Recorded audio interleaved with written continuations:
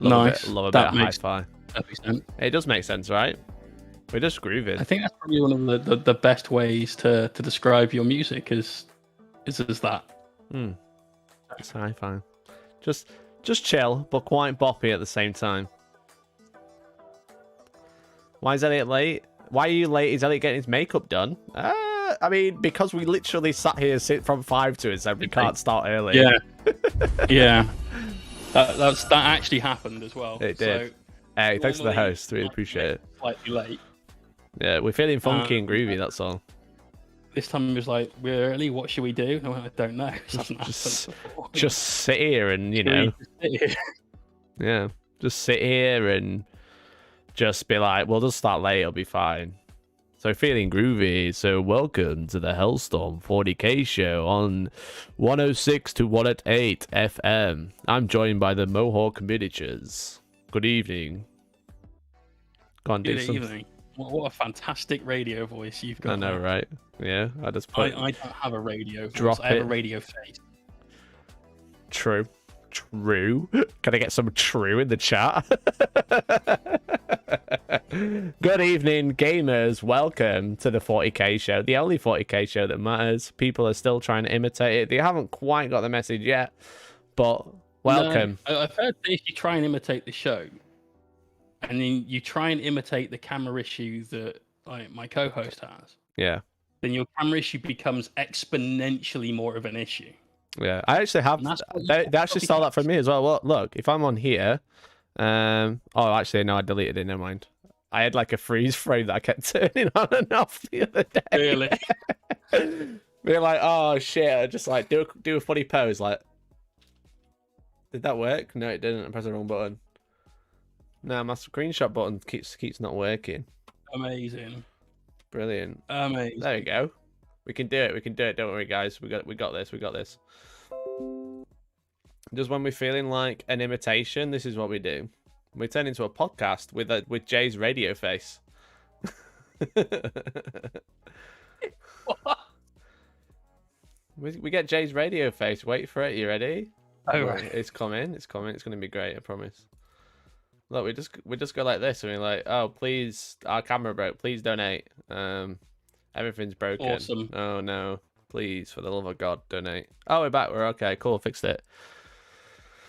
Awesome. So now the like slightly glazed over eyes expression that you had there. Yeah, and then we'll be talking about our thing, and they're like, oh no, it broke again. Please sub and donate because we need to buy a new camera. Oh, that's what you do, right? Is that how the internet works these days? I can safely say that the majority of streams I've been to, that has been the case. Fair. All right. Cool. Excellent. I started streaming today. Let's get a donation goal right up. Oh shit! Do we need a dono goal? Maybe that's what I've been doing wrong all my streams. I don't know. I've never had one unless it was for charity. Yeah. Weird man. That's the way. Yeah. As you can tell, my cat decided she wanted a cuddle not long ago, and I've got cat hair clearly everywhere all over me right now. Let's get a donation goal for cat cuddles. Let's go. Hey, thanks for the host, Jay. Really appreciate it. If you donate, you might get a cuddle off a cat. We see you get a cuddle from a cat. Right. Okay. Oh dear. But welcome to the 40k show. Welcome to Monday stream. We stream every single Monday at 6 p.m. on YouTube and Twitch right here. If you're watching, make sure always ish. If you're here on YouTube, then like the stream. If you're watching on Twitch, !host, which is liking the stream, but a little bit more epic. It's extremely epic, to be fair. I think so. I stream with the epic. Yeah, I stream with Jay, the lovely Jay, who's joined on my left, but when on camera it's my right, which is very confusing. But make sure you go give him a follow. !Mohawk to get a link to his channel. Or if there's a mod in chat, we could do a shout out. That'd be also very cool. Good evening, Gumballina, Mr. Forgebreaker, Tabletop Infiltrator. Thank you very much to the host, Ginger Steve, Dan Hellstorm, TJ Brannigan. How's it going? Someone was saying that I rigged the giveaway yesterday because someone called. Because you actually got it done. 1, it went perfectly. 2, rigged. 2, the guy's username was Tommy Jai, but it was pronounced Tommy J, and obviously TJ is for Tom J. So it was rigged. Yeah. It was actually Brilliant. his alt account. Where he just sends me hate in the comments and making him edit. That's what it is. Hey, Hellstorm Viking and Gumbliner on Twitch. How's it going? I can't believe Tom gives you that much hate for making him edit, though. I know, right? He loves it, really. Editing's so much fun. Come on, Tom, get on board. Don't be a hater. Thanks for the host, Des. Really appreciate it, buddy. How's everyone doing today? Monkey! The commiserations to Monkey, who almost won some Chaotic Beasts yesterday. Rip. So close. Because we did but we did it where one wins on YouTube, one wins on Twitch, and then we did an epic battle. It was like a battle royale. Okay. What was the tiebreaker? Flip a coin, best of 3. I like the best of 3 part of that. Yeah, because if flip a coin's a bit ridiculous, isn't it? Yeah. One person has an advantage; they get to choose first, Mm-hmm. But alas. But Hobo is doing well. I feel like I've been live loads this weekend. I was live on Saturday and Sunday, and now today. So you might have seen if I was live on Twitch yesterday. Pardon? You're turning into me. I know, right? And then we had the. You'll actually start calling that hair a mohawk and everything. I know you've done that before. That was past you. I could do better mohawk than you. Look at it. It's ridiculous. It's very long. You need to cut those sides in a little higher and a little tighter. But yes, you could. I think that to keep that mohawk up, you need some true staying power. I can recommend PVA glue. I have run out. I've built a lot of terrain. Chat, this means you just send Mike PVA glue. We need a donor goal for PVA glue. Fuck. Okay. Fuck me. What are we gonna do? How much is it these days? It's like 100, 150 quid, right? That's what you do with donor goals. I don't know, bump it up a little bit. Isopropyl alcohol the other day, and remember buying that for almost nothing. Yeah. Pre-pandemic, I looked at it, and a litre was 10 quid. Wow. That's like 1,000% of where it used to be. Yeah. Yeah, for sure. Hey, thank you much for the house capping, Chaos. Really appreciate it. Thank you. God believe's been working on some Chaos units today. I'm super excited about. Nice. Obviously, we all laughed at my Book of Fire yesterday and couldn't read many rules from it. It was so fire. It was quite fire. But I've been super excited about the rules that I have seen now. Not. I know. I haven't seen almost any, unfortunately. Yeah. I haven't really thought about the Disciples of Be'lakor list, using that type of build. But Be'lakor with all 4 Chaos God keywords, and putting him in a Slanesh detachment to get advance in charge. I actually posted in Discord this morning, Discord, in the 40k gaming lists channel about a list. I was like, oh my god, this is cool. And it was just ultimate Slanesh monster mash. Hey, Selden's Dead Hand, thanks for following. I've played against Slanesh demons, the Monster Mash list a couple of times. And the last time I played against it was at No Retreat. It was in the finals on Table 2. So, a solid opponent playing that list. And the only reason I won that game, there were 2 things. One was he chose first turn, which he shouldn't have done, because that's what allowed him to be sort of moved out of position and into range of the guns and stuff. And 2, which was the one that really saved me, we were playing down the length of the table. And I had to deploy Knight on the actual, literally touching the back edge to avoid being charged first turn by 4 greater demons. Yeah. Now imagine that with Be'lakor in there as well. Yeah, boy. Yeah, boy. I think it's awesome. So he's got to fly. So for people who don't know the list, again, you can go have a look. ! Discord, join in there. The list is 1990 points. It's 10 CP, right? Before you buy your exalted traits, which you don't need those CP, but gamers, when you get -1 to wound and 4+ invuln on every single one because you're just jammy, you don't need CP, okay? But it's Be'lakor, it's 4 greater demons. I mean, what more do you want from a cool demon list, right? Because obviously Gumballina, being the absolute legend, loaned me a Slaanesh army for quite a while, and I played it quite a few times, and I was like, this isn't a playstyle I can get on board with, right? Yeah. But then I thought, what if I put Big Daddy Be'lakor in there, right? I mean, what can go wrong? There's still quite a lot that can go wrong. No, nothing can actually go wrong. Unfortunately, they're all really niche cases. It's just a brilliant list. It's cool. It's so cool. I'd find a way of putting in a death chicken, the invincible death chicken, because that thing is just horrible. And you could stretch your list out to double battalion instead of battalion patrol, without really worrying about it too much. It's just you would lose advance and charge on something. Yeah. But that chicken just a lot of change is really good. So you could just do that. Get rid of 30 of the demonettes. Take 10. Chuck in some nurglings because they're great. Still. Yeah, exactly. They're not OP or anything, but they are great. And I love monster mash lists. So I play knights because I like the big stampy robots. I think they're cool.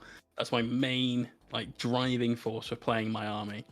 And when the Engine War book came out, I just started a Nurgle army for demons. Obviously, I had the knights. I had a little bit of Admech lurking around. And obviously, my knights I could use as Chaos Knights if I wanted to. So the book was extremely relevant for everything that I played. And I looked at it and I was like, you know what?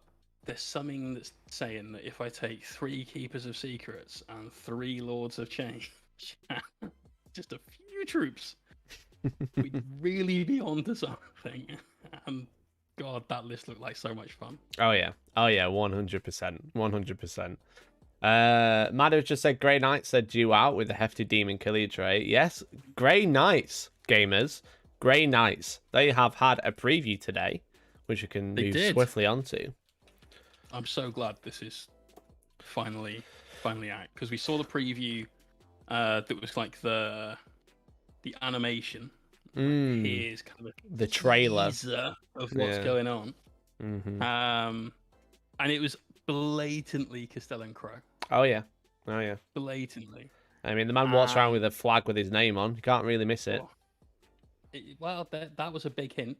You know? Yeah. But my God, what an epic miniature this guy is. Yeah. This is it. This is Mikey's new army, his hopes and dreams. Yeah. Mikey's new Slaanesh army, everyone, the meta. Just gunning them down. So obviously Castellan Crow were a funny character of the Grey Knights. I think me and Jay have both heard the same story from one particular person about Castellan Crow. About Castellan Crow. Let's just carry. Calling it a story is doing it too much justice. Yeah. Say it like it is. We've both had the same rant. About Castellan Crow. And the overall rant is, I can't get credit to Mark where credit's due. The rant is that Castellan Crow is carrying this super cool sword that has a demon on it. And the reason that Grey Knights are always getting attacked by demons is because they want this sword back. But he keeps taking it to the demons to fight the demons and then not turning it on. And he's leader of the Purifier, so didn't even bother grabbing a better gun than the Stormbolter. Because he's probably only had to bring that because it's maglocked to his wrist. Yeah, although that's had quite an upgrade. So I think that the Grey Knight Stormbolters look a little bit like the bad guys from Angry Birds. They've got that little green piggy kind of look to them. Okay. And this is very angular. Right? Like, look at the difference. That's definitely it's a big glow up for the Stormbolter, right? One. Oh yes, that's kind of sleek. That's nice. It's his Forgebreaker says it's his mod sword that poses Crow in hot tubs, baths, and beaches category. Brilliant. But yeah, so this is the old Crow. I actually have a plastic conversion which is very similar to this. But this is the new Crow, now in plastic, now almost true scale. He looks like he's got a little bit longer legs. He's got a bigger body. The shoulder pads are a lot either stayed the same or even smaller. I would say that this one, do you remember this right pauldron looks smaller. The pad itself, possibly that could be an optical illusion based on the edge bit. Maybe. But do you remember when the 7th edition Death Watch Veterans came out? I think it was 7th edition.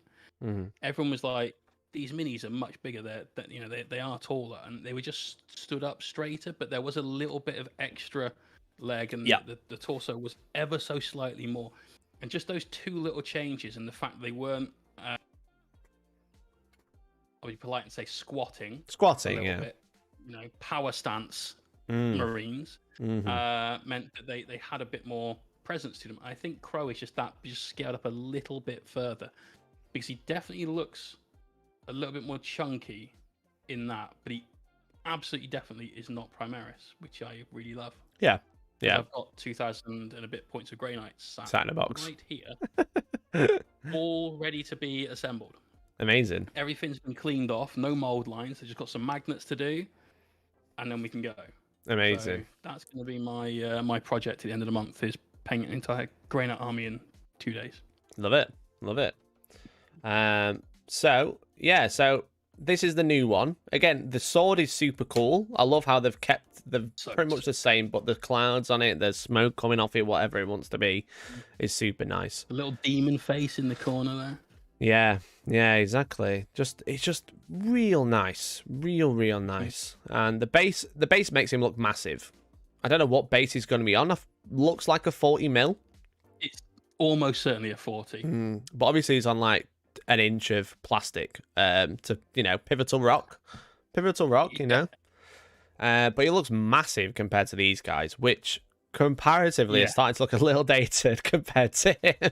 They do, because look at the legs. There's that sort of squatty stance that I was talking about, where your legs are kimbo, and there is a definite difference between the two.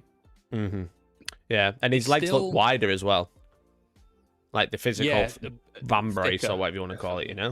Yeah. It's really weird though. There are elements of Primaris-ish look to him. Yeah, I think it's just because it's such a new that. design. It could be. But I love what they've done with him. They've kept a lot of the same styles are there. And you've still got the armor that looks the same as the Grey Knights. Haven't given a massive departure. You've got that gorget that comes right up to what would be just under the chin if he was to face onto you. It's a great mini, and thank God it's in plastic. Yeah, super nice. The Finecast version of him, obviously, you never want to pick up that at all. No, exactly. This does probably mean, though, based on the picture that we've got here, that Grey Knight Strike teams are not going to get an upgrade, which isn't the end of the world. They've been out since. They're not a bad kit. They're not a bad kit. They're not a bad kit at all. And the amount of options you got in that kit was crazy. You could do so much with them and make them your own for definite. We're also probably not going to get a Grandmaster Baby Carrier kit upgrade. No. Because he's there in the background. Although, I'm like half sure that one's been slightly converted, because I think the legs been a little bit more rigid. Yeah, this must be a personal army they're using rather than the studio army, because the studio army is on traditional GW Brown bases, Yes, they're not on these grey bases, but they probably don't have many of these to play with, because they paint 5 and then that's it. Whereas obviously he's a leader of the Purified, so they probably need a few more. If you look at the base even of Crow, Grey Knight army with a lot of Purifiers. Well, yeah. If you look at Crow's base, it's a different colour compared to the preview one. It's not actually the same one. It's 2 different Crows. Yeah. 2 Crows. Oh my god. To be fair, I can do that in Photoshop, so I'm sure they can. Yeah, maybe. Although it can't be Photoshop. It can't be Photoshop because there's shadows that they've left in this picture. Yeah. Yeah. I mean, it might be like a really good. Put the ATV in a picture. Well, yeah. Forgot to Photoshop the shadow.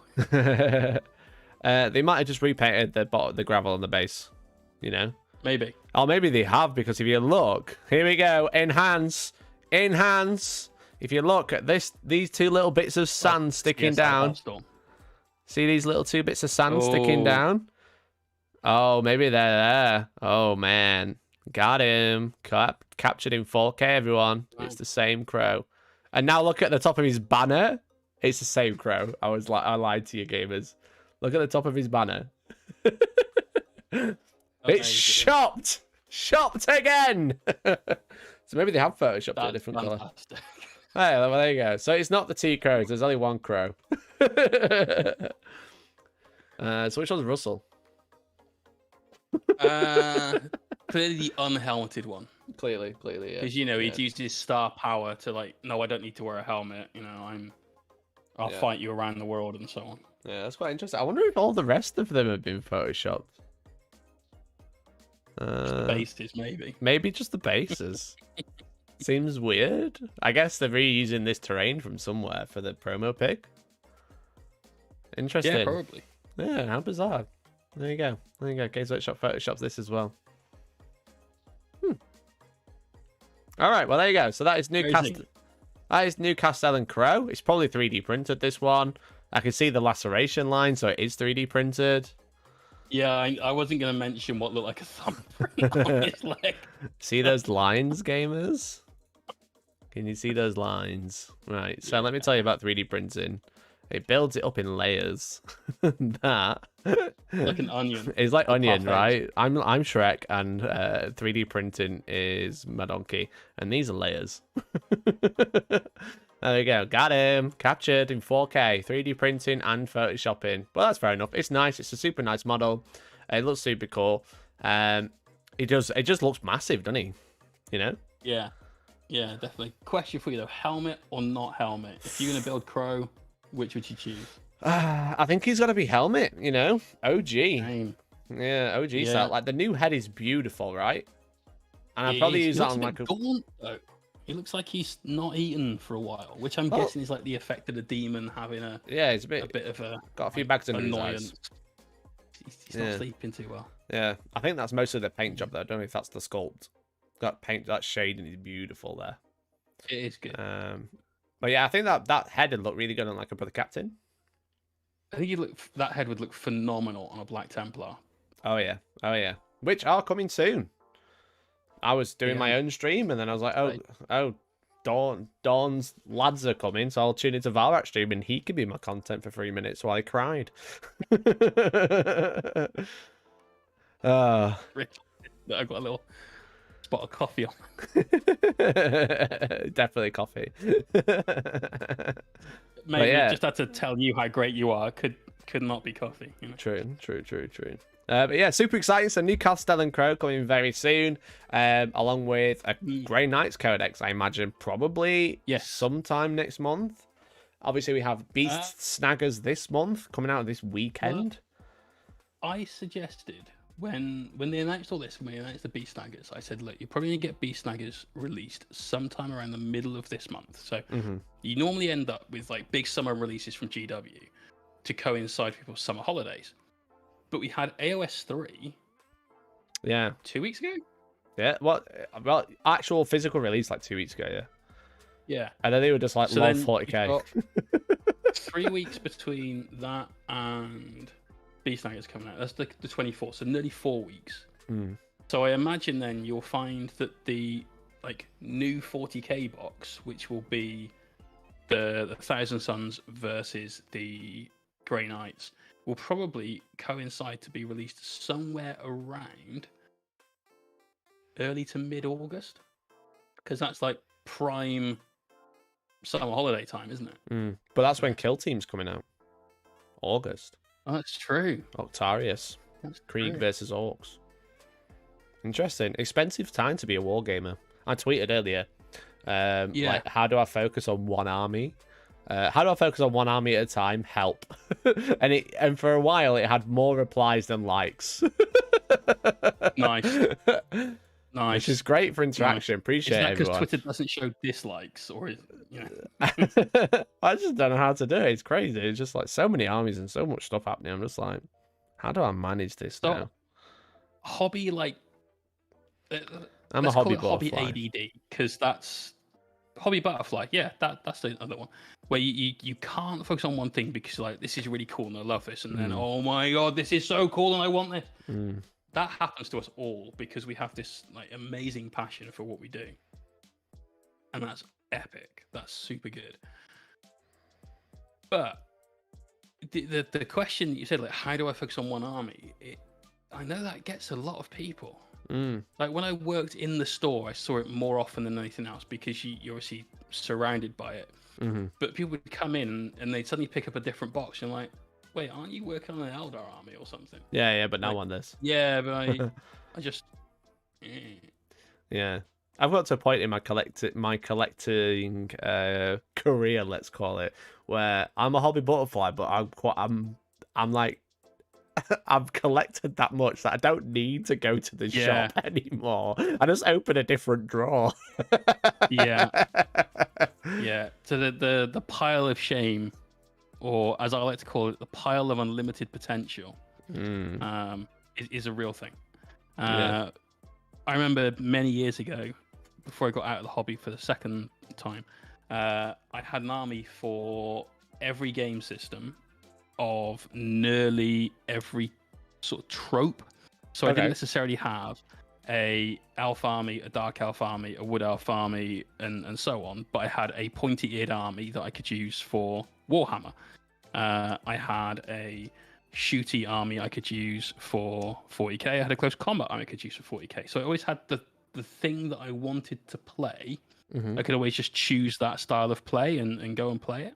Yeah. And I think when you get to that point, that's maybe where some of the hobby butterflyness starts to drop off a little bit, because rather than collecting a brand new army, you just go into one of those armies. Let's say you're fed up of playing shooty stuff and you want to play close combat. You go down and you pick up your Khorne Berserker list and you add a few bits to it or whatever, and then you've kind of reinvented the army a little. Yeah. But you're not starting from scratch again. Which, I know once people have done that, you end up. I mean, I'm not going to show you my shelves because some of this is giveaway stuff, some of this is my stuff. But currently, I have 2 entire unpainted armies that are unassembled. One of them's had a load of prep work done to it, and they're both mine. And that's like, I paid somebody to do the assembly for me because I hate doing that. He says assembling 40-year-old. So that is somewhere in a region of about 800 to 1,000 pounds I've spent on plastic crack that's literally just sat there. I could have done so much more with that money, but that's where it gets you, isn't it? It's like, it you adds up. Want this. This is cool. Yeah, it's all cool. That's the problem.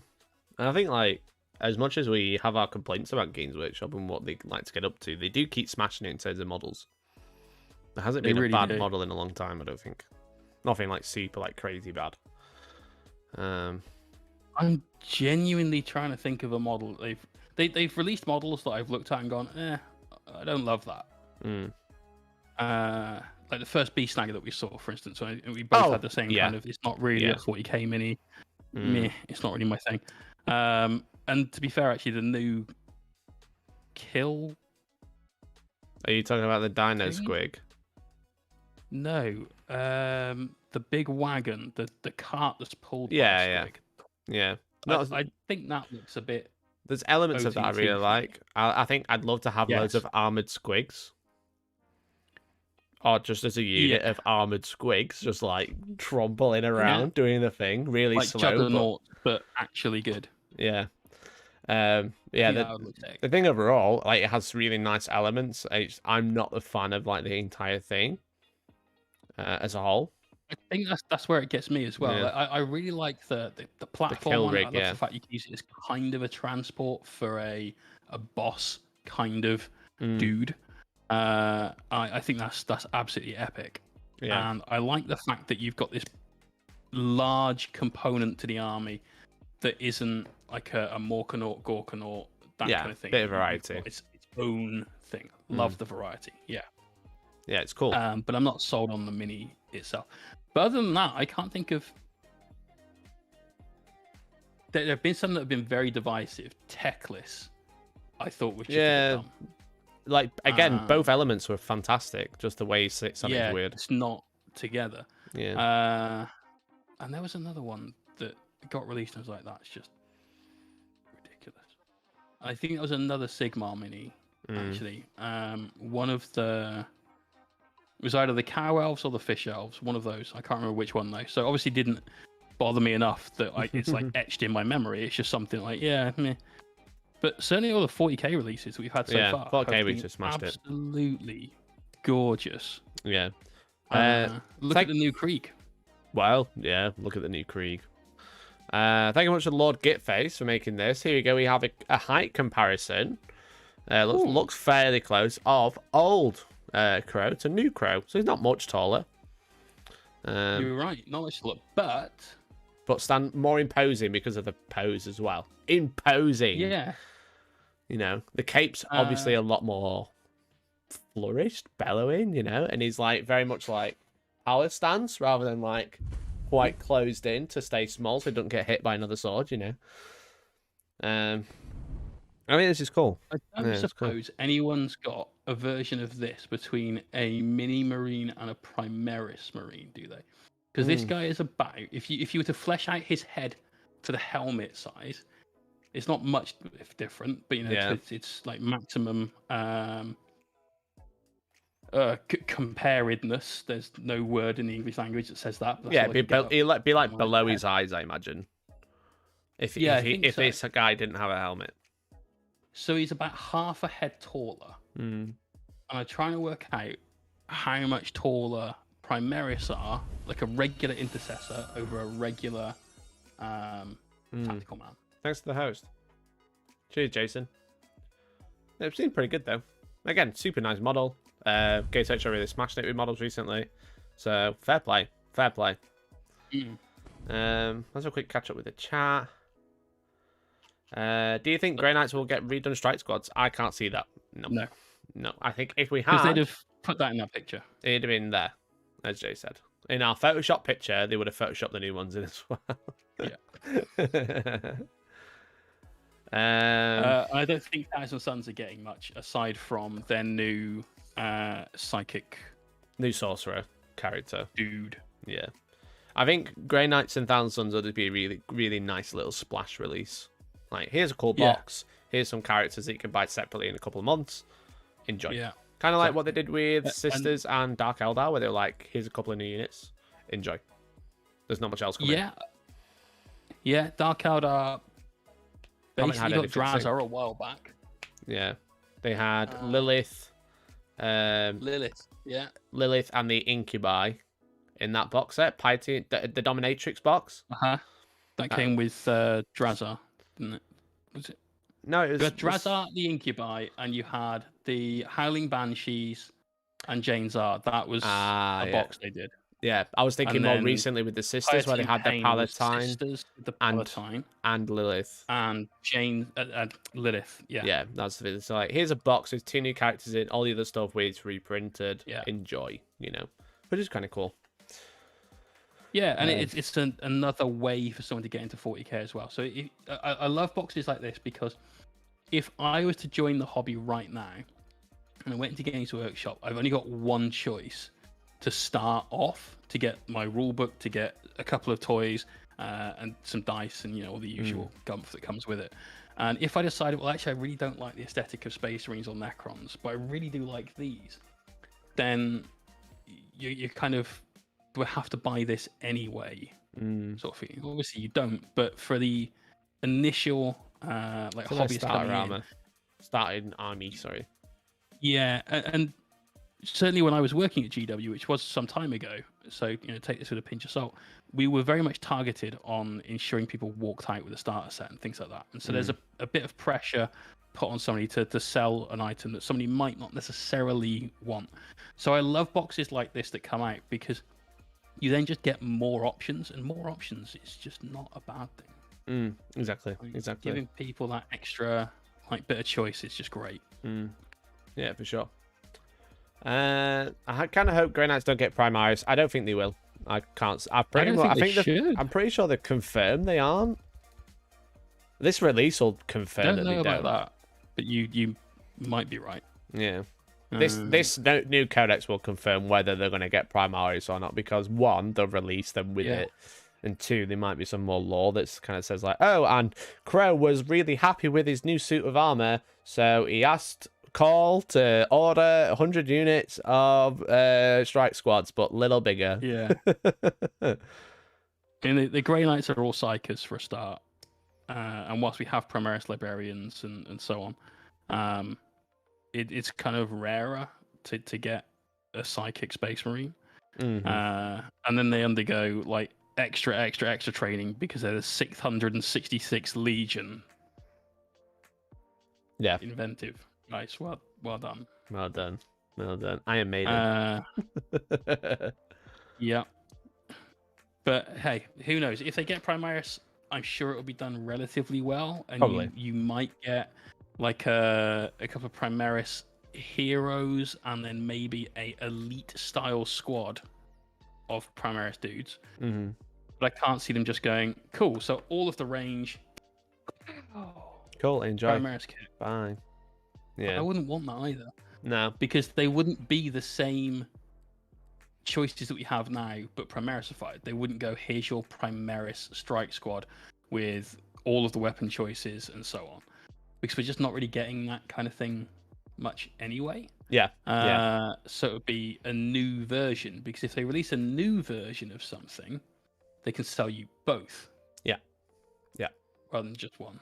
Yeah. I think the thing is with Primaris is that whilst really we're only painting them in different colors, it's very much like it's a good product for multiple armies, so multiple people will buy them. Whereas if you're making like a very specialized Primaris kit for Grey Knights, then it's not going to sell nowhere near as well as like an Intercessor kit, an Aggressor kit, example, because Aggressors can be used in Space Marines, which now they all have supplements, so it's like 7 different armies, whereas the Interceptors can only be used in one army. So I think that's one of the things that is making me think that we're going to get either no or almost no Primaris Marines for this army, is that it isn't a codex supplement. It is a standalone codex by itself. And so you don't have access to all of those things. And even if that was going to be the case, if they just reprinted Codex Space Marines in this book, but with every data sheet changed to have the Psychic keyword and Brotherhood of Psychers, then that would just be a really weird thing for them to do. Yeah, be strange. How do you balance that? Like, here's your unit of Blade Guard. Wait, they can cast Smite. Psychers. Cast Hammer Hand, yeah. Sanctuary, they've all got a pretty big one. No! Yeah, it's going to be horrendous. Yeah, it'd be funny though. That. Like, the balance is maybe they need it. Super hard. Maybe we should do it. But Silver Blade Guard would look cool as well. Then paint Loyalist Iron Hands. No. Silver Templars on the go. Call the Jeff Bezos for the Imperium. Speaking of Jeff Bezos, exclamation point Prime. Sorry, I just had to read that one for that reason. Exclamation point Prime in chat to find out how to Prime sub for free every month, every 30 days. On Jay's channel, not my channel, obviously, but you could do it. Does Call give free shipping? Probably. I imagine he doesn't charge. Does he show exclusive movies? Probably. I don't know what kind of movies? Probably. Maybe. So, and here's this sexy scene with Architect 37253 and his toaster. Yes, indeed. Saucy Indeed. Will you guys get the Kill Team box? Well, I would love to say whether I was getting it or wasn't getting it, but contractually, if I was getting it, I wouldn't be allowed to tell you. But also, I haven't been told whether I'm going to get it or not, so I'm not under any contract to tell you if I'm getting it or not. So I'm not getting it so far. So that's how it works, right? That the Kill Team box that you're going to get. I'm not getting. I haven't bought any loyalists. I haven't bought any mini marines for my Death Watch. I was going to bring out a Death Watch Kill Team. Like, it's the Kill Team you're going to get. Probably. Probably. If anyone saw, Jay's talking about the fact that I got some chaotic beasts instead of the Book of Fire. That's right. Which is very fun. Very fun. Good memes all around. To me, it's hilarious. To the people involved. It's funny. Like, it was frustrating. Funny. Yeah, it's a bit annoying because obviously, you know what was funny? Obviously, I said this on stream as well. It came early enough, Jay, so that I could actually make content with it for the first time in probably 6 months. Except for Dominion. Well done, Brent. Well, yeah. Mate, hopefully that was an influence, Really hope so. That was a really good video he did. But yeah, it was on the nose, but still respectful, which I think is a very hard line. It's a nice balance. Yeah. But yeah, they finally sent it on time so I could do something with it. It was just the wrong book. Yeah. They couldn't send me like the Warzone book 2 and then some like, I don't know, some Blood Bowl or something instead of the Crusade book. That no one cares about. Yeah, I saw you. Like, they've got a Crusade book, but no one actually cares. I haven't even opened that section of the rule book yet, so except there's a misprint on the back, so they've covered it with the sticker. I don't know if you saw that bit on my stream yesterday. No. So no way. So the Crusade book amidst the ashes. Right.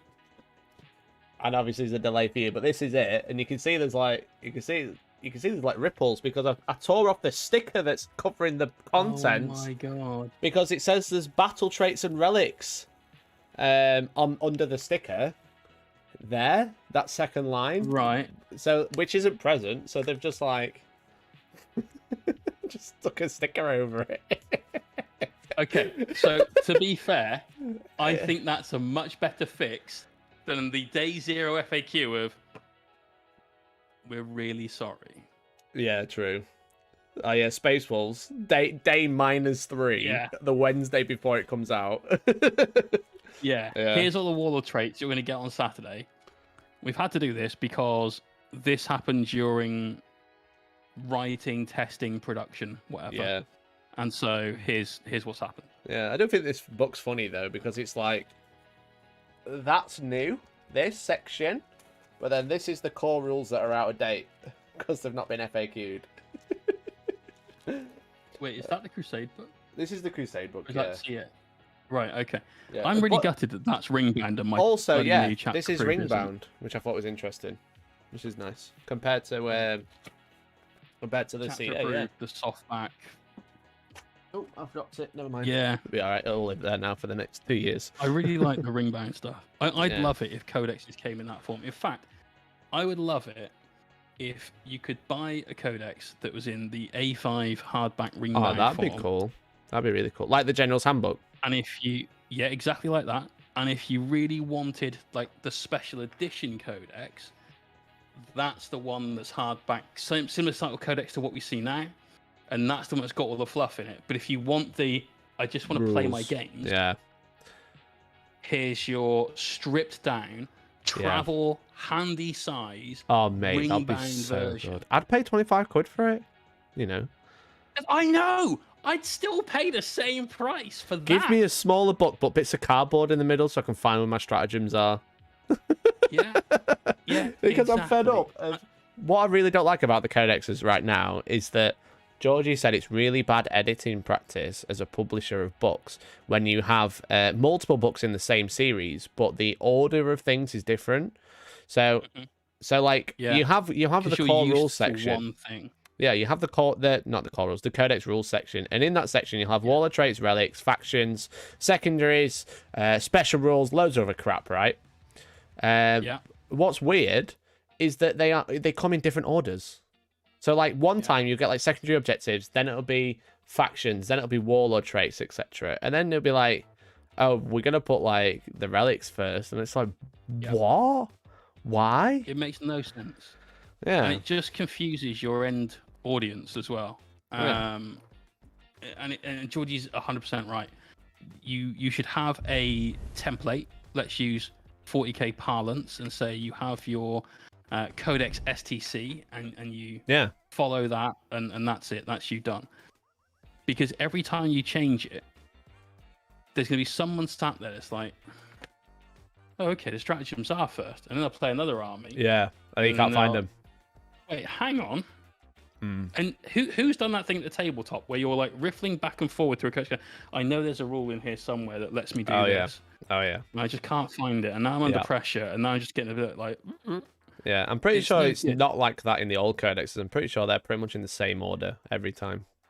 Yeah, because it's just this one they decided not to. Like, is it before the army list or after the army list? That was the only question. Like, is it one of the army special rules that happens before the data sheets, or is it one of the rules that come afterwards? Like, is it a warlord trait, a relic, a strat, whatever? Yeah, that exactly. Like, I appreciate like things sometimes takes extra pages, so like you're like, but why don't you just put a piece of artwork? If you like down a page or up a page, remove the artwork, you know? So it's all the same. Yeah. Also, shout out to the chat. Hey, chat. I can't read your username. Zeb, we're going to go with. Zeb. Then there's Crusade rules in the middle of it all. Yeah, there is. Yeah. Yeah, Can we not? Yeah. Please? Yeah. Just not. Why don't you just photocopy? Why don't you just use a photocopy of the relevant loot rules along with the book? Because that's effort, right? Like, fair enough, I could photocopy it, and you know, it's like a grey area of copyright because I own the book and I'm only using it as a book. Use. Yeah, probably all right. Also, effort. I don't own a photocopier, so I'm gonna take pictures. Well, hang on. So you're saying that you would just buy a book rather than put the effort into like editing it around a little bit? Wait, what? Not me. You're saying you just buy a different copy of the book if you already had it, instead of edit down the book to something that you would rather use because it takes effort. So instead of, I'd rather buy an A5 version if that's what you're asking me. Okay. No, I was just thinking about your chapter-approved fix that you did. Oh yeah, well yeah, I didn't photocopy it, I just wrote it. No, exactly that. You just wrote in it. Yeah, and you could do that. Just get some. What? Get the old. Let's get the old codex, right? So just well, yeah, this is true. There's your strats. Yeah, the thing is, are just like lift up, and then you've got data cards. Then he's like, I use this stratagem. The thing is, Jay, is there's only one chapter approved a year. There's like 19 codexes a year. Oh, that's true. A lot of codexes to do. Yeah, couldn't you just cut out the stuff you don't want? A potion seller, someone said I was a Nazi for setting a rulebook on fire, right? You can't damage the sacred text of Games Workshop. You will get cancelled, okay? Just don't do it. So here's what's going to trigger a lot of people in the chat, and I know that for a fact. It triggered at least 2 people in my stream the other day. I put in the recycling, I think, 6 or 7 codexes, and all of the Gathering Storm books, and I think Vigilus, one of the Vigilus books. They all went straight in the recycling bin because I couldn't be asked to stick them up on eBay. At least this way they get them recycled.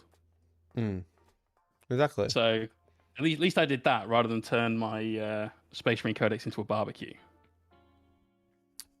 I mean, it's still in my barbecue because it went out before it finished. Still in your barbecue. Yeah, I don't use my barbecue either. just as well, I guess. Right. But if I ever need to, I don't need to buy coal because I've got a 40k rulebook and I've got a Space Marine Codex in there. What else? There you go. Yeah. But yeah, it's just like... Yeah, I think for me, bring in A5 Gamers Edition Codexes. You just call it that. Yeah. Just call it that. Gamers Edition. Gamers Edition. Epic gamer moments only. That's what it should say in the front. Epic gamer moments only. And it's just got all the rules in and nothing else. Like, I love the lore, don't get me wrong, but I ain't got time for it and I don't need to carry it to a tournament every time I go. See, I do too. I think the lore is a phenomenal part of the game, and it's part of the reason. It's not a lot of the reason, but it's part of the reason why I play 40k. It's certainly the reason I play 40k over a lot of other things. Mm-hmm.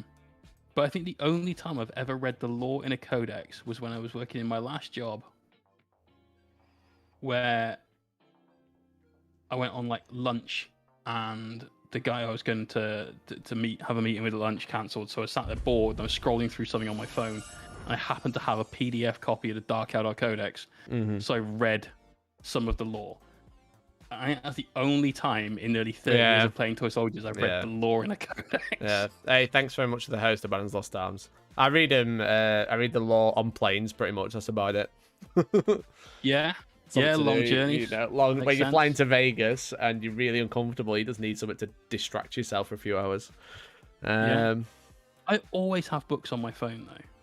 Yeah, like, always. So I've had a Kindle subscription, so like an account rather, I guess, not a subscription, for probably 10 years. Yeah, I used to buy all the codexes on my phone and use that a lot because it was just nice when I was at work, disappearing to the bathroom to go write a list. You know how it be. Where's Mikey been? He's been 25 minutes, comes back walking like John Wayne. It's been 25 minutes. Space Marine list. It's been 25 minutes 3 times a day for the past 2 weeks. Oh shit, there's a tournament coming. What's he doing? Mikey, we're a little bit worried about you. You getting another fiber? I'm ill. Yeah, I'm ill, basically. Loads. Don't worry about it. Are you okay? Yeah, I'm okay now. Thanks for asking. I'm all right now. Add the now at the end, and then no one asks. Honestly, gamers, if you want to go to the bathroom loads, just say you're okay now when you come back, because then they will ask what's happened. I'm okay now, thanks. Appreciate it. Yeah. Also, if you ever wait for me in the future, I know that trick, so don't try it. Awesome. Yeah, but Guatkin Gaming, hey dude, has said throwing stuff out is much easier than putting stuff on eBay, which I totally agree with. Yes. Hey, I recycled it. That's all I got. Yeah, and Andy messaged us earlier and said, "What is this worth anything?" And it was the AOS 2 core book, and I was just like, "Get rid of it." And he put a video in the premium Facebook group of him just lobbing it into the recycle bin and said, "Free to anyone who wants to go bin diving for it." Nice. So my recycling goes out today, and I'm a little bit worried about the house being broken into between like now and when it gets picked up tomorrow morning, because I cleaned out the garage over the weekend, and in there is little boxes with computer components. So there's things like a couple of monitor boxes that have gone out, graphics card boxes, all that sort of shit. You can't do all that at once, Joe.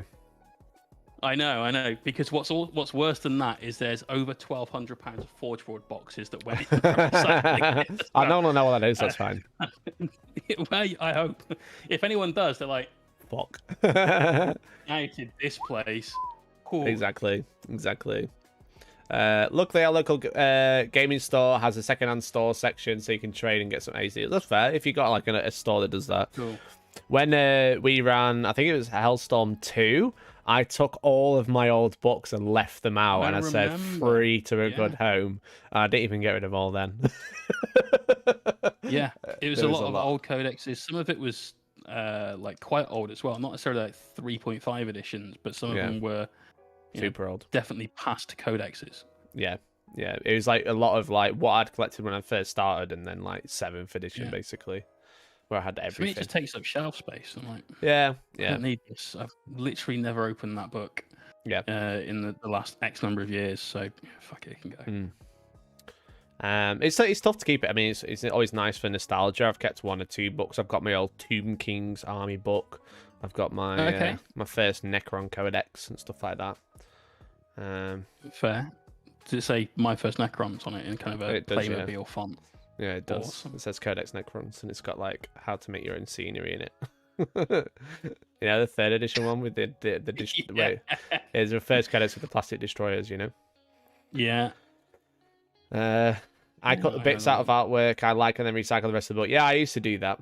My old streaming setup, OGs might remember back in the days, I've loads of artwork on the wall, just so it didn't look so plain and boring. I think Rhiannon's going to try and find me now, just so she can come and bin dive codexes out of my bin. But I've thrown them all away, so next time I'll let people know. Don't threaten that because it's too close to home. Get it? Hey, get out. Yeah. To be fair, like I've actually managed to recycle all of this enormous pile of resin gates. Nice. Because Immersive World Crafter, who's a great YouTuber and makes some awesome terrain videos, says he wants these. Oh, really? Make use of them. So I told him as long as he pays the postage, which is what's feeling like about 1.5 kilos right now of resin gates, then he can have them. I don't care. I presume he's going to be just using them. Pay much attention to boxing that up. I presume he's going to be building to make stuff because sadly, if only you could like remelt resin. You know, that'd be good. It'd make Finecast actually useful, I guess, at that point. Well, this is very true. you know. No, resin's one of those weird things that is.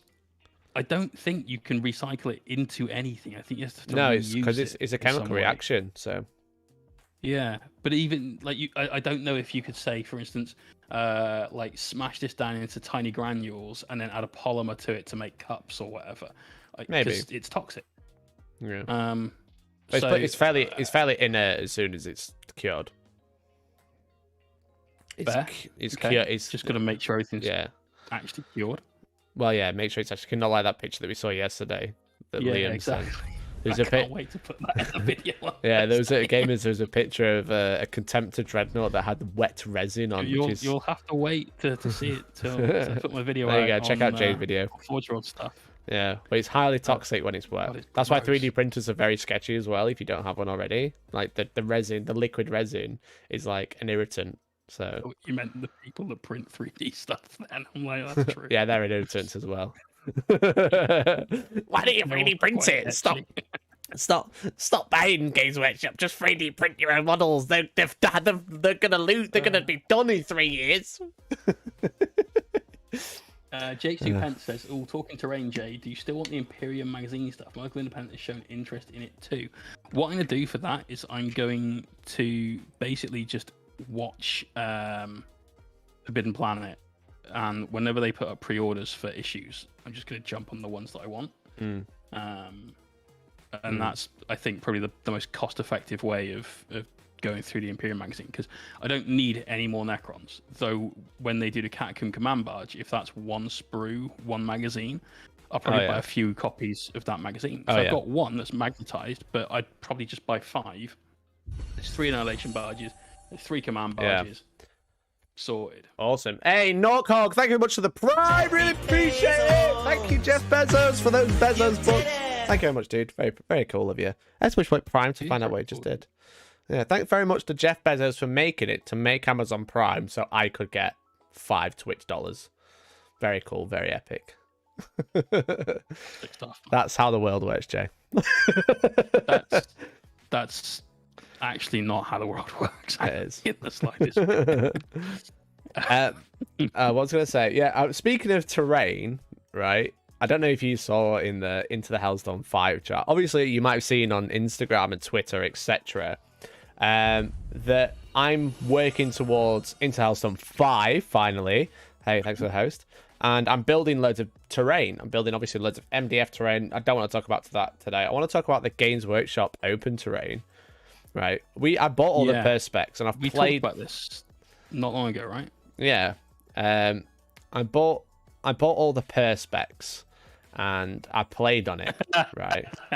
So start off, the reason why I'm laughing, chat, I have upstairs on my gaming table a 6-foot-by-4-foot perspex sheet, and when I saw the price of a 6x4 perspex sheet, I found a way of making it as a jigsaw puzzle, so it works as well.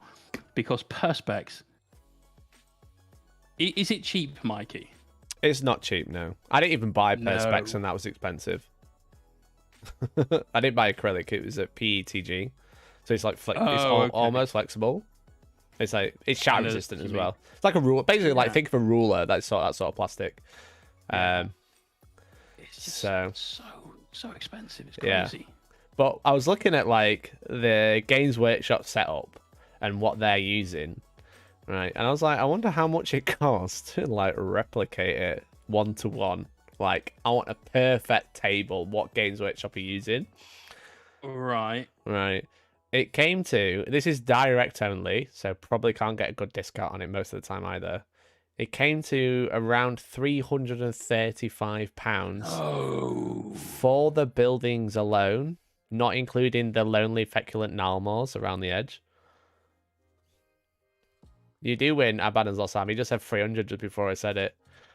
Because you need... let me bring it up. It's all of the newer Mechanicus style terrain, isn't it? The Manufactorum stuff. Pretty much, yeah. Because that's the only stuff they do that doesn't have big holes in it. Yeah. Even it does have big holes in it though. They've had to fill them in because it does have holes in. Yeah, it does have a few windows. Let me just find a picture of the US Open board. Because we We talked about that. There's those. I think they photoshopped it out. All the areas on blocks, one of the pieces. There's only like 1 or 2 holes. But hey, Couch Potato, thank you much for the prime. Appreciate it, buddy. Thank you very much. Really appreciate it. Very cool of you. Right, is it Meta Watch? Oh, it's got Gulliman on, isn't it? I'm looking for like a board. Yeah. There it is, found it. So I'll show you guys this. That's what we're looking at.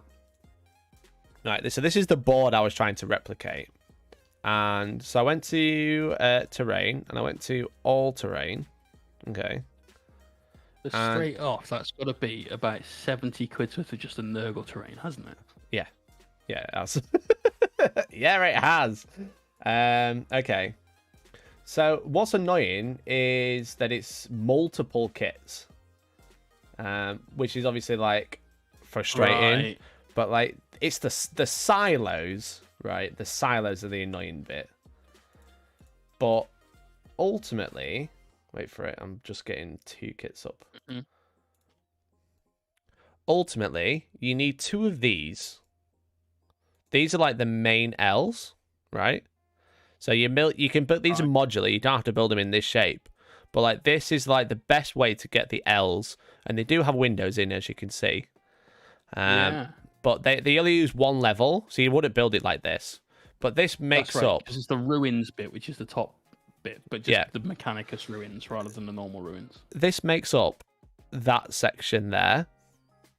This one corner, and maybe a little bit extra. Would it do the one on the opposite side as well? It might do. That looks like it's 4 panels. So it's like 1, 2, 3, 4, 5, 6, 7, 8, 9, 10, 11 at a push of like sections. Okay. 1, 2, 3, 4, 5, 6, 7, 8, and then some top walls. So it might do 1 full building. Okay, I reckon it's probably more that if you bought 5 of those, you'd probably get all of it. Yeah. Rather than having to buy like 8, but then you can what you can buy is this kit as well, which I believe makes up the middle ruins, which are like these ones, because you can see like this floor section here. Like I know it's quite hard to see, but this floor section here on this smaller L is the same as this floor section here. So I estimated you needed like 3 to 4 of these and 2 to 3 of these at least.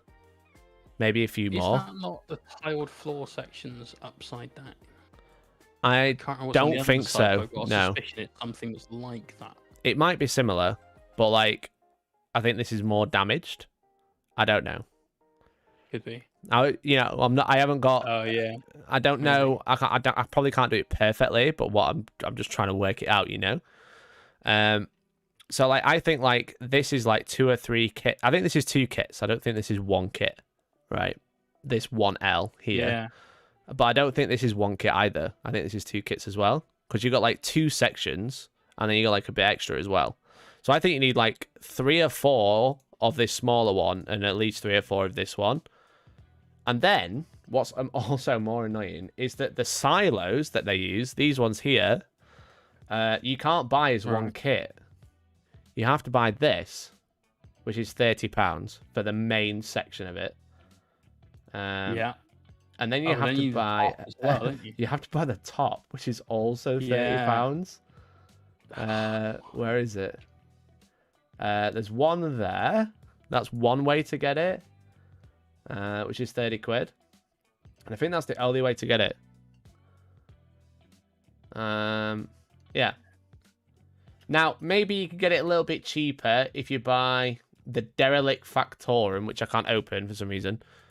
This one, because this looks like some 4 section. There were some, like... But this is out of stock. Yeah, so maybe you can make it a bit cheaper if you buy this instead. That also doesn't have the top of the silo one. No, so you'd have to buy the top section of the silo separately. But I was just like trying to work it out, like how much would it cost if I wanted to buy a Games Workshop US Open board? And it's like 300 plus for the buildings, not including the trees. So then you'd have to go back and spend like 120 quid, £35, £140 on like Death Guard terrain if you want to do it 1-to-1. If you want to do it like picture perfect. It was ridiculous, man. It was honestly ridiculous. I was so like baffled. They need to like put out a box which is like, here's all the shit you need to build this board, and it's like 200 quid RRP, and it'd sell. What do you think would be a fair price for it? Do you think £200 is a fair price? Because I bought a load of that scenery for two reasons. One was because I wanted to get a cool looking gaming table full of loads of cool looking buildings. This is when it came out during 8th edition. And the other was I was going to put it on the bases of my knights. So over there in the cabinet, they've got like big bits of buildings surrounding them so they keep their scale and look a bit more imposing. So I think I spent somewhere in the region of 300 quid on a couple of the kill team boxes, plus a basilicum, an administratum, a sanctum, whatever the kits were, right? And that gave me a set of terrain that I then used several times for games, before wanting to use different terrain because it was just slightly more better for the game. That line of sight blocking was what we needed really in 8th. So do you think £200 is a fair price? Would you personally, as a hobbyist, be handing in your pocket for that? I would, if I could buy a US Open kit for £200, I would, like, let's say a little bit more than £200. I'd say with a discount to 200, I'd probably consider that for the channel. Okay. That'd be really good. And I think that's quite, but that's for the channel. But I think that's quite a good entry level price for a full board of terrain. They used to do like, do you remember the big City of Death box they did, which was like 80 quid and it came with 6 buildings? Yeah. Yeah. But like, how many people have a scar from that terrain, by the way? Yeah. Because I know so many people that reached over the table and those little pointy, like triangular things caught along the underside of your arm, which is quite soft and easy to scag up. So, who else has got one of those scars? It's quite a large price, but also not so large. I think if they went more, you're starting to get in like unaffordable range, you know. So I have this like formula that I use when I buy something to make sure I've got good value for money. Yeah. And that is that whatever I buy, I'd like to get an hour's worth of entertainment for every £1 I spend.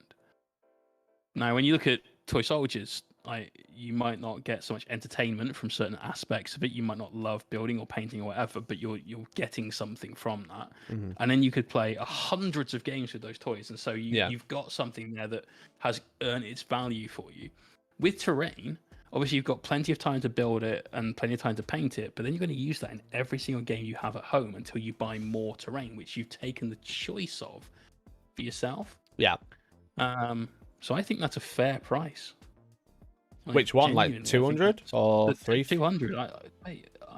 I have got. I think 200 would be a banger. I think sets of MDF terrain, and each one of those.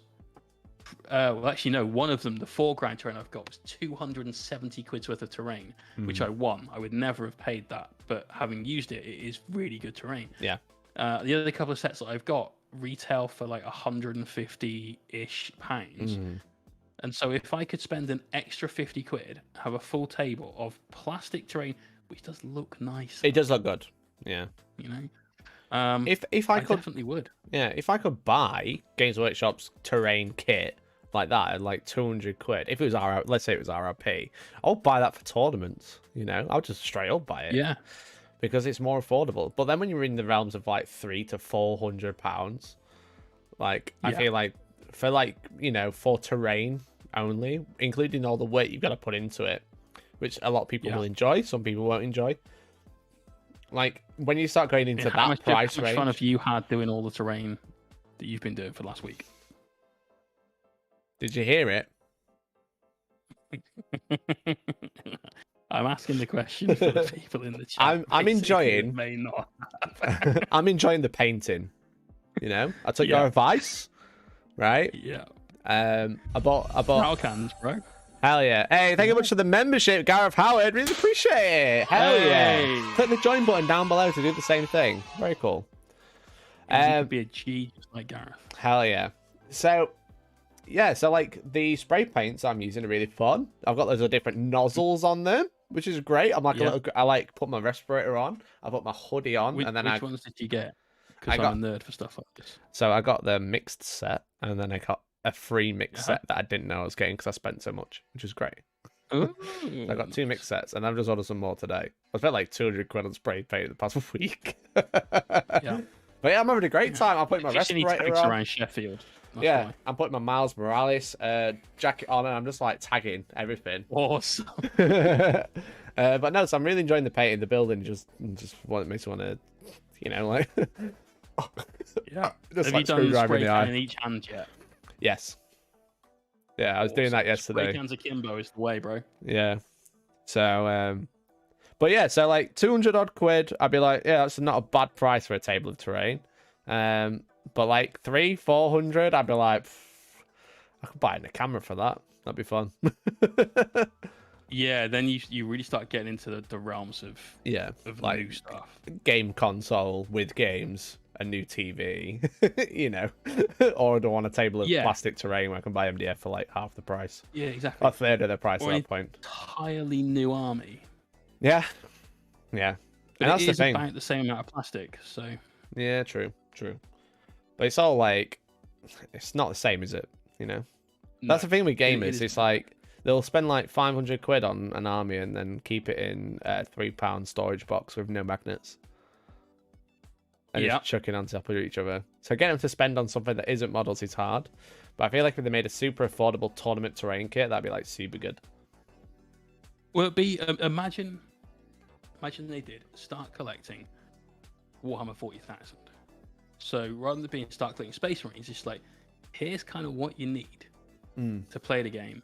So we could have given you the Command Edition, whatever Elite, the other one, Recruit Edition 40k box, or you could buy this instead. So if you don't want either of the armies there, but you really want to get into 40k because you've been playing Sigmar for a while, or you've come in from other Toy Soldier games, or you're just like desperately, yes, I want to play this game. Here's the box that you can buy. It's £225. It means it's 200 at somewhere like Element. You buy that box. It's got everything you need in it to get an entire table's worth of terrain. Plus, it's got a little copy of the rule book, and away you go. Yeah. You've got to buy all your models, your dice and stuff as well. But that's start collecting Warhammer 40,000. Why not do something like that? Why not do something like that and go, a start collecting box actually isn't £225. Start collecting box is £125 and gives you enough terrain for a 500 point game or something. What's the? I'm trying to measure the incursion box, not the 30 by 22. That's it. Yeah. So you have that, and it's got 2 little game boards in there. Yeah. So 2 of those comes to £250. That's got 4 of the fold-out game mats. So you've got an entire normal size game battle mat, and you've got your terrain for it, and you've got a rulebook. Yeah, I think that's a pretty genuinely good idea. Yeah, which is good. So let's talk about with that. Today, Games Workshop announced the mini Minions. Awesome. For the new AOS 3 starter sets, basically. So you got this one, which comes with, you turn your box upside down, and you come with a paper map. That's cool. Was this announced this evening? Because I haven't seen this at all yet. This came out today. Sometime during the day. So it's basically the same as the 40k ones. So this one, you open your box, you turn your box upside down, you've got a building. And then this one, exactly the same. I love that. Like, it's cool, when right? I did that for 40k as well, I was like, you know what? That's a genius thing to do. Because when you're 2 kids playing on your parents' kitchen table, that's you what you chuck it all back in your box, and it goes under the bed. Very cool. This one's the same, just a little bit bigger. Exactly the same though, just a larger box and more models in it.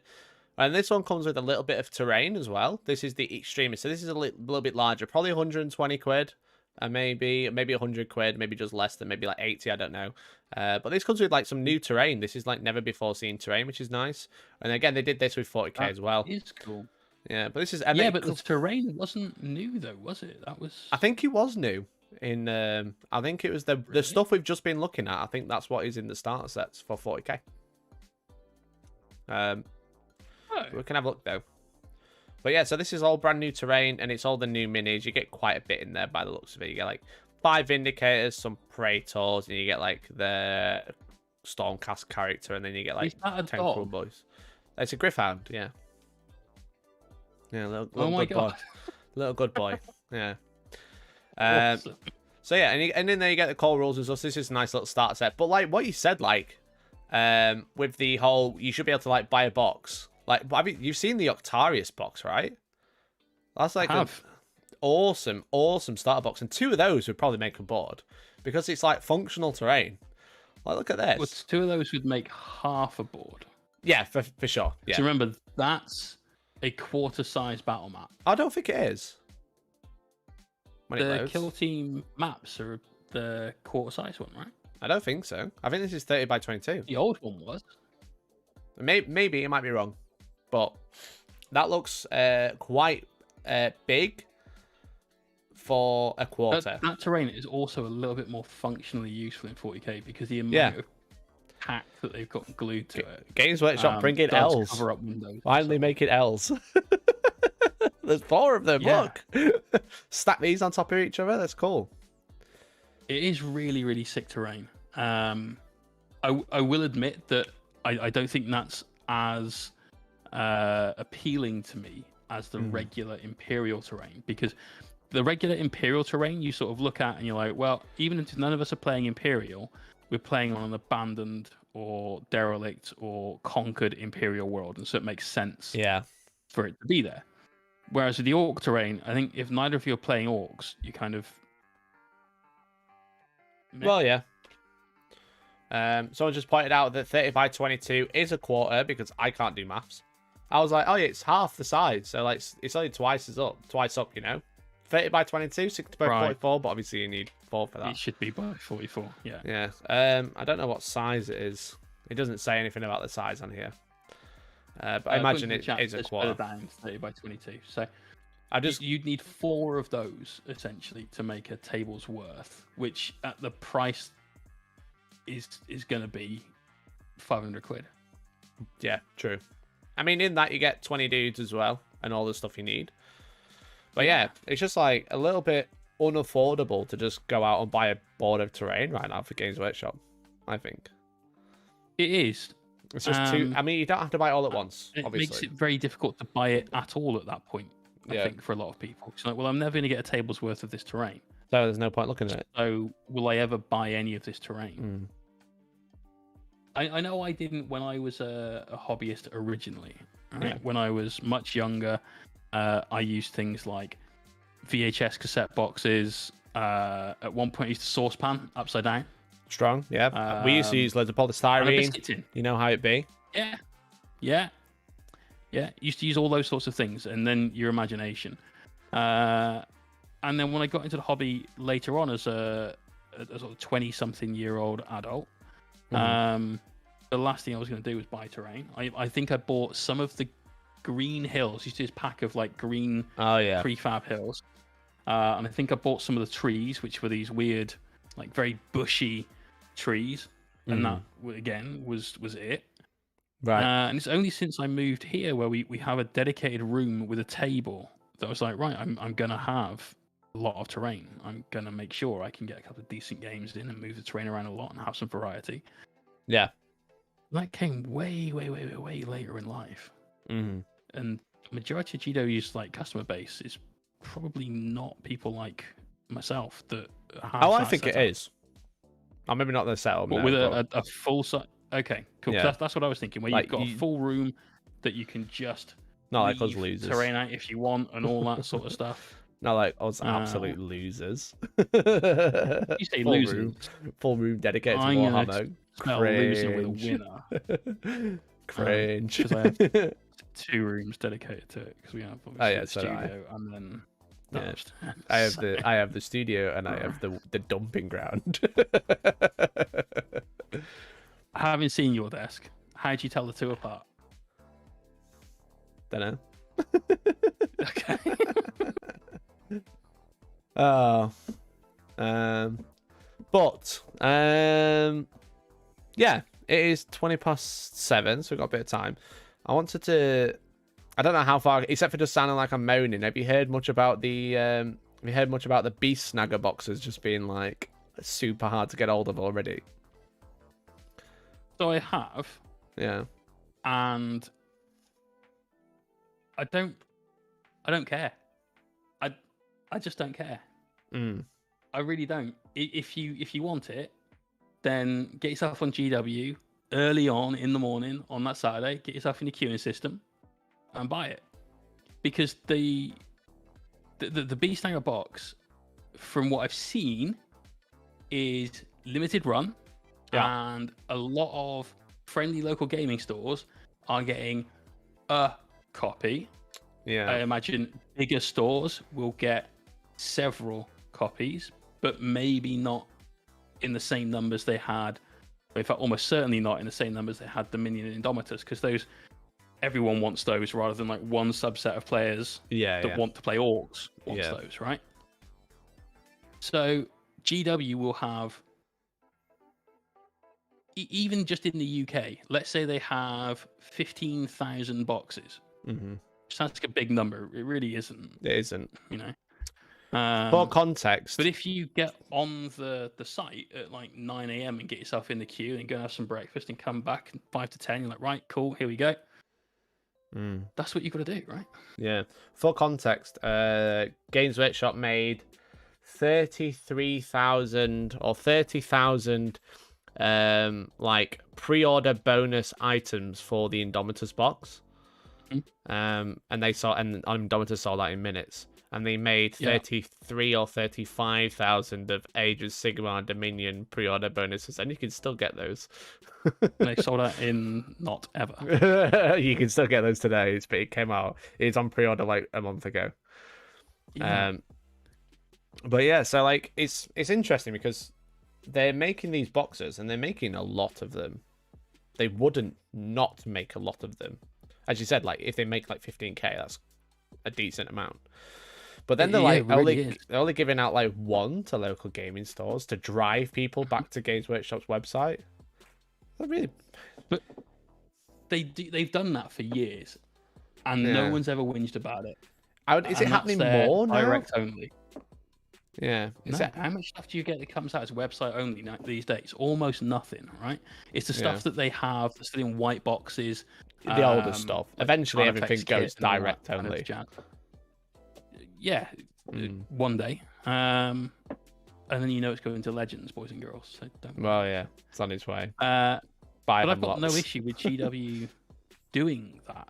They're sending some stock out of what they've said every time, of a very limited buy it now or lose out, because you'll get all of this kit further down the line. You're not going to miss out on having the toys. You're just going to miss out on getting them right now. But what my point is when there's a super popular item, I think what I'm driving towards is when there's a super popular item, then Games Workshop probably send shop one. Right? Is that a bit unfair? I know they're not. I don't think so. No. Why? Can you explain to me a little bit more about why you believe it's unfair? So I think it's unfair to not. Basis for something. Yeah, I'm asking more of the question. I don't know, but like. I think it's unfair to the store owners, because they're like, okay, we sell all of this GW product, but then when there's like a super big release, you drive everyone back to the Games Workshop website because you only given us one, but then you've kept like 15,000 for yourself. Obviously, like at the end of the day, Games Workshop have to make money, right? But they make money from the store owners anyway. And they do. They make significantly less. In fact, they make 35% less. Yeah, for sure. So, but you're right. They do make a lot of money off of third-party retailers, and that's it's actually one of the biggest parts of Games Workshop. Well, yeah, for sure. Like yearly revenue is that, because the local stores usually keep the gaming alive, because that's where people go and hang out. Because usually you can't play in a Warhammer shop; you have to play at a third-party Warhammer shop.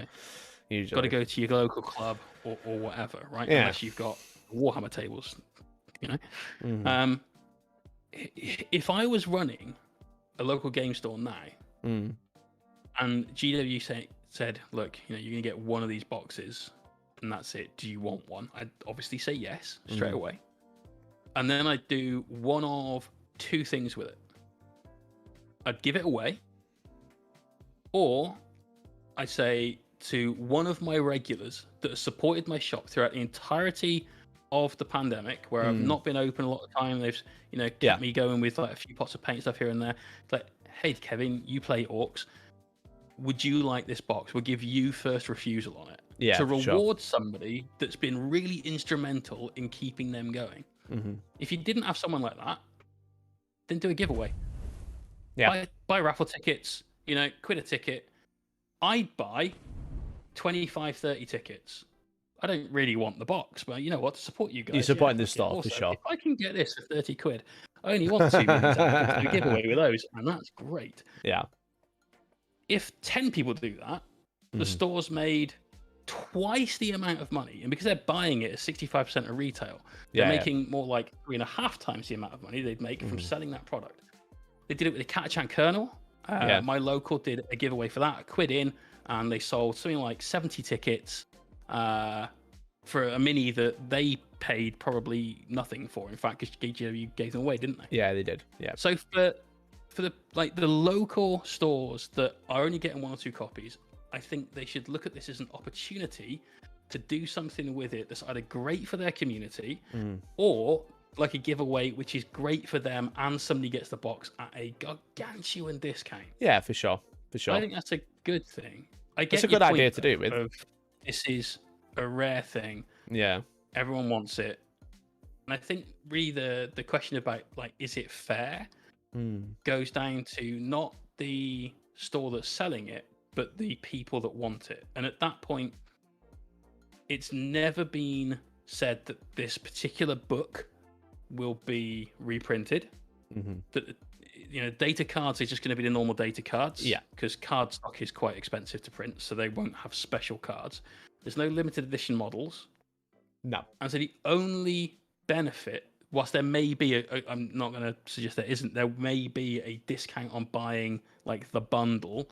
I'm pretty sure we can confirm are likely to be a tenner. Yeah. The book's 25 or 30? 25, yeah. Can't remember. Cool, so that's 35 out of £125. You've got £90 that you've spent on minis. Yeah. Easily going to cost more than that. So all that's happening is you're getting stuff early and at a discount, and you've got a nice book cover. None of these things, aside from the discount, and the limited edition print codex, I guess. Well, no, my point was they're not going to get the ability to play that army any quicker, any better. It's not like if you have this one, you're an advantage in the game. Yeah, for sure. If you can wait 3 months or 2 months, or it might just be like 6 weeks. Who knows? None of us really know. For all of these orc things, then bam, there you are. Yeah, I think it might be that they put this up now, and then when the Kill Team box comes out with more plastic orcs in it, they go, cool, there's your orcs, there's the book, there's the rest of the range. Yeah, maybe. I think the thing is with it is that it's kind of like, for me, it's a shame for the local gaming stores who get one and then they're like, okay, we've given it to our regular. But then everyone else who's wants to start orcs comes and says, hey, have you got that box? You go, oh no, we only get one, which is a bit feel bad for someone who does want one.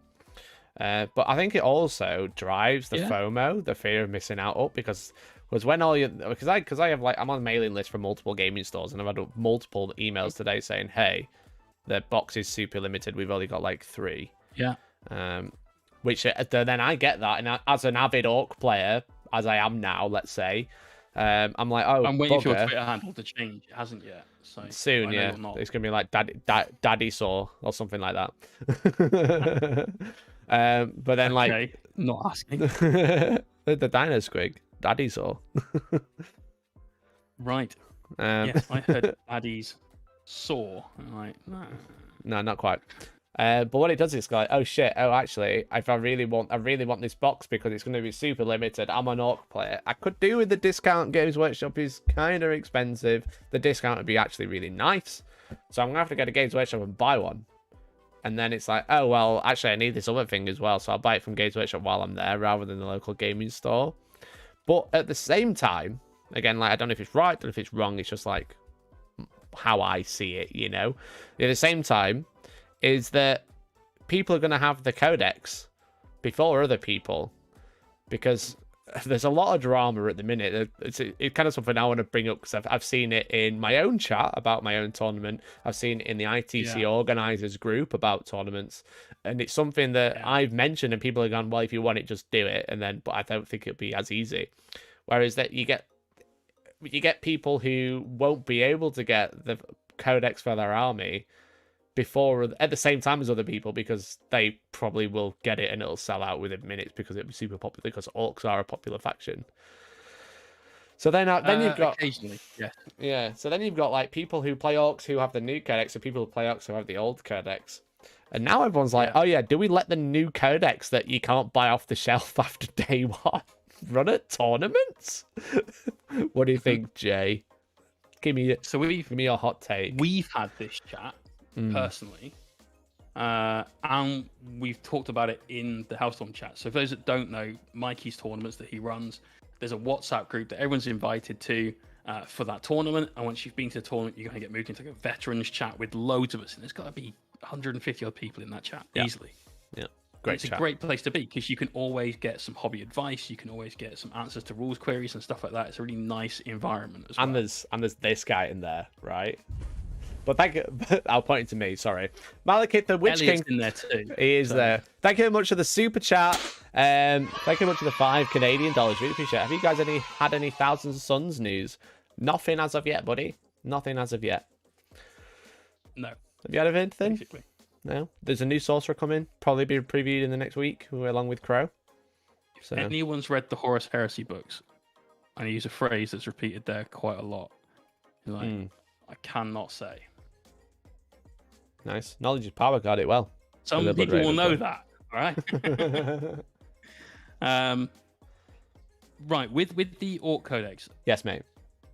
Every single tournament rules pack, I think bar none, has a list of things that you're required to bring. And that's so that the tournament organizers know that you have come, and if you turn it to your table without your stuff, that's on you because we told you to bring it. And you kind of agreed to the terms and conditions of the rules pack when you bought your ticket. So that's definitely on you as the player. It's a good way for TOs to manage that. And anyone that wants to run a tournament, I really suggest you make sure that's in your rules pack. But in the rules pack, it says things you need to bring: your models, your dice, tape, unless you want other people to not use your dice, in which case buy some extra dice. Followed by all the rules for your army, rulebook, supplements, codex, etc., FAQs. And if you don't have the rules for your army, you can't play it. Yeah. So I still stand by that. For anyone that doesn't manage to get the book, if you can't, if you say, oh, I've got a stratagem that allows me to do this, and I go, that sounds a bit strong, can you just show me that for clarity? They go, I don't have the book because I was one of the unfortunate people that didn't get it. Yeah. You shouldn't put your opponent in that position. Whether you're in that position or not is regardless of, for this example, you shouldn't put your opponent in that position where they have to take it on faith, because that's not fair to them. Is it fair to you didn't get the book you wanted? No, but that's how limited edition stuff works. Yeah. If it wasn't, everyone would have it and it wouldn't be limited. It would just be the thing. Yeah. So it kind of is and isn't. Yes, you might be unfortunate, you might have missed out, but that is just the way it is, and you have to find a way of living with that. Maybe, though, you've got a mate that isn't at the tournament you're going to, who bought the box, was like, look, do you mind if I borrow your book for a weekend? The wider question, though, is this, isn't it? It's not, I haven't got the book. It's, do you allow some people to play with new rules, and some people are forced to play with old rules? Yeah. I think the bigger question is, should you allow people play the new rules when they're not readily available? Because, like... That's the same... No, it's right? not quite, because, like, you're saying, should you allow people to play with the new codex and play with the old codex in the same event? Which I think is a big no-no, because that's completely wrong. Just to be clear, I was suggesting that... Oh, right. I see. Yeah. How you frame that? We're actually on the same page, but I definitely misspoke. Okay. For me, it was very much a case of you shouldn't be allowed to play with both books in play at the same point. Yeah. It'd either be everyone plays with the new orcs or everyone plays with the old orcs. Yeah. And you have to have the book to be able to play with the new orcs. Yeah, which I totally agree with. What I would say though is, even if, let's say I was running a tournament and I had 5 orc players there, and those 5 orc players all managed to get a Beast Snagger box, so they all have a limited edition codex, but the codex isn't readily available on the shelf. Personally, I still wouldn't allow the new codex at that event, even though the 5 players that are registered as orc players have a codex. I still wouldn't allow it because it's not on general release, which means I probably haven't seen it because I don't think I'll be getting a limited edition Beast Snagger box by the sounds of it. Which means I haven't got the codex, which means I've got no idea about it. And as a TO, I like to have a good idea about every codex that's available, because it's all about, like, it's open. It's like essentially the unwritten rule is it's an open book policy when you're playing Warhammer, right? If you want to check something, you need to know. You need to be able to see it. And like, if I'm going to a tournament and then everyone's got their Beast Snagger codex, and I'm like, what the hell is that? I've got no idea what's in there, because I've only seen like what one guy put on YouTube because he got it before everyone else. I don't think it should be allowed. Like, the idea of like people running the new book and the old book at the same event is obviously like crazy talk, in my opinion. Every army should be using the same rules. Bonkers. But I also don't think that. Bonkers. Yeah, I also don't think that people who have the limited edition codex should have any advantage over any other player in the tournament, because 1, it's like not knowing what's happening, but also 2, it's like, oh, what if this is really good? I also want to play that. Oh, I can't because I can't get that book. Well, I look at it from a slightly different perspective, because right now I'm not running events. My local, unfortunately, due to pandemic, shut down. That's a shame. Yeah, I mean, they're not the only shop in my local town that's shut down for any kind of walk of life. So, you know, I get it. It just sucks. I have on the shelves over there every codex that's been released for 9th edition, with the exception of Death Guard, which my housemate's got, so I can borrow it. And the reason I have that is because, as someone that's a competitive player, I want to know what my opponent's army can do. And because of the way my brain works, I can't just watch a YouTube video or read an article on the internet and have it sink in. I have to kind of sit there with the physical book. I don't know what's wrong with my brain, but basically I need that to allow it to get in. I do that before every game I play with an army. I sit down and read the codex. Oh, I bet you do. Like, how many armies do you end up playing, though, because of the channel? I've got no idea. You've probably played 15 armies in the last whatever length of time since the 9th came out, right? Oh, God, yeah. Especially when you're using different builds as well. Yeah, exactly. You can never practice so much with the same list. And that makes things difficult. But for me, I just want to get to a table and be able to look at my opponent's stuff and go, cool. You got a good idea what that does. All of this does. I know what his battle plan is, because I know what stratagems he's going to be leaning on based on his army composition. And it also, and this is probably something that most people wouldn't consider, but I like to feel my opponents out a little bit when I get to a tournament table. So I'll find out what kind of player they are, normally within about 2 minutes, by just asking a couple of questions about their army. So I'll ask them to go through their army list and they'll tell me about it. And if they're very like holding back information, I might ask, oh, have you got any stratagems I need to worry about? Oh, you know, just this one that does this. If they say something like that, and I know that's not the case, I know I've got to watch this person a little bit more carefully throughout the game, because they're trying to get a gotcha. And that's obviously not really not ideal. But I can't do that unless I've got the books. So for me, as a player going to one of your events, I would prefer it if you were not able to use the Ork book, if not everyone could get it. Now, let's say the stars align and the Beast Snagger box goes up for this weekend. Just realised it's like 3 weeks till your event. That's amazing. It is, yeah. I finally need to play some 40k. Don't remind me, I've got loads of terrain to finish. Yeah, I bet you are. I need a dry day, please. Terrain. Please, I just need a dry day. It's so rainy. It's July. You haven't got a garage, have you? God damn. Didn't you have a gazebo or something you were on about? I've got a gazebo. It's not super watertight. Spray that. Yeah, spray it with spray paint first. But what I was going to say was, even if like the Beast Now box came out this weekend and 2 weeks later that was the Ork Codex, I still don't think you could really allow that at your event, because the Codex release hasn't been out for long enough for people to be able to write an army list that can handle it. Like, there's normally, for almost every tournament, I've experienced one that it didn't happen. We talked about it on the last stream, I think. Normally, there's a cutoff date for rules. Like, no rules used after this date can be used unless it's a clarification in an FAQ, which is obviously the correct way to play it. And I don't think you'd ever get a point where it's been out for long enough to use for your specific tournament. Yeah.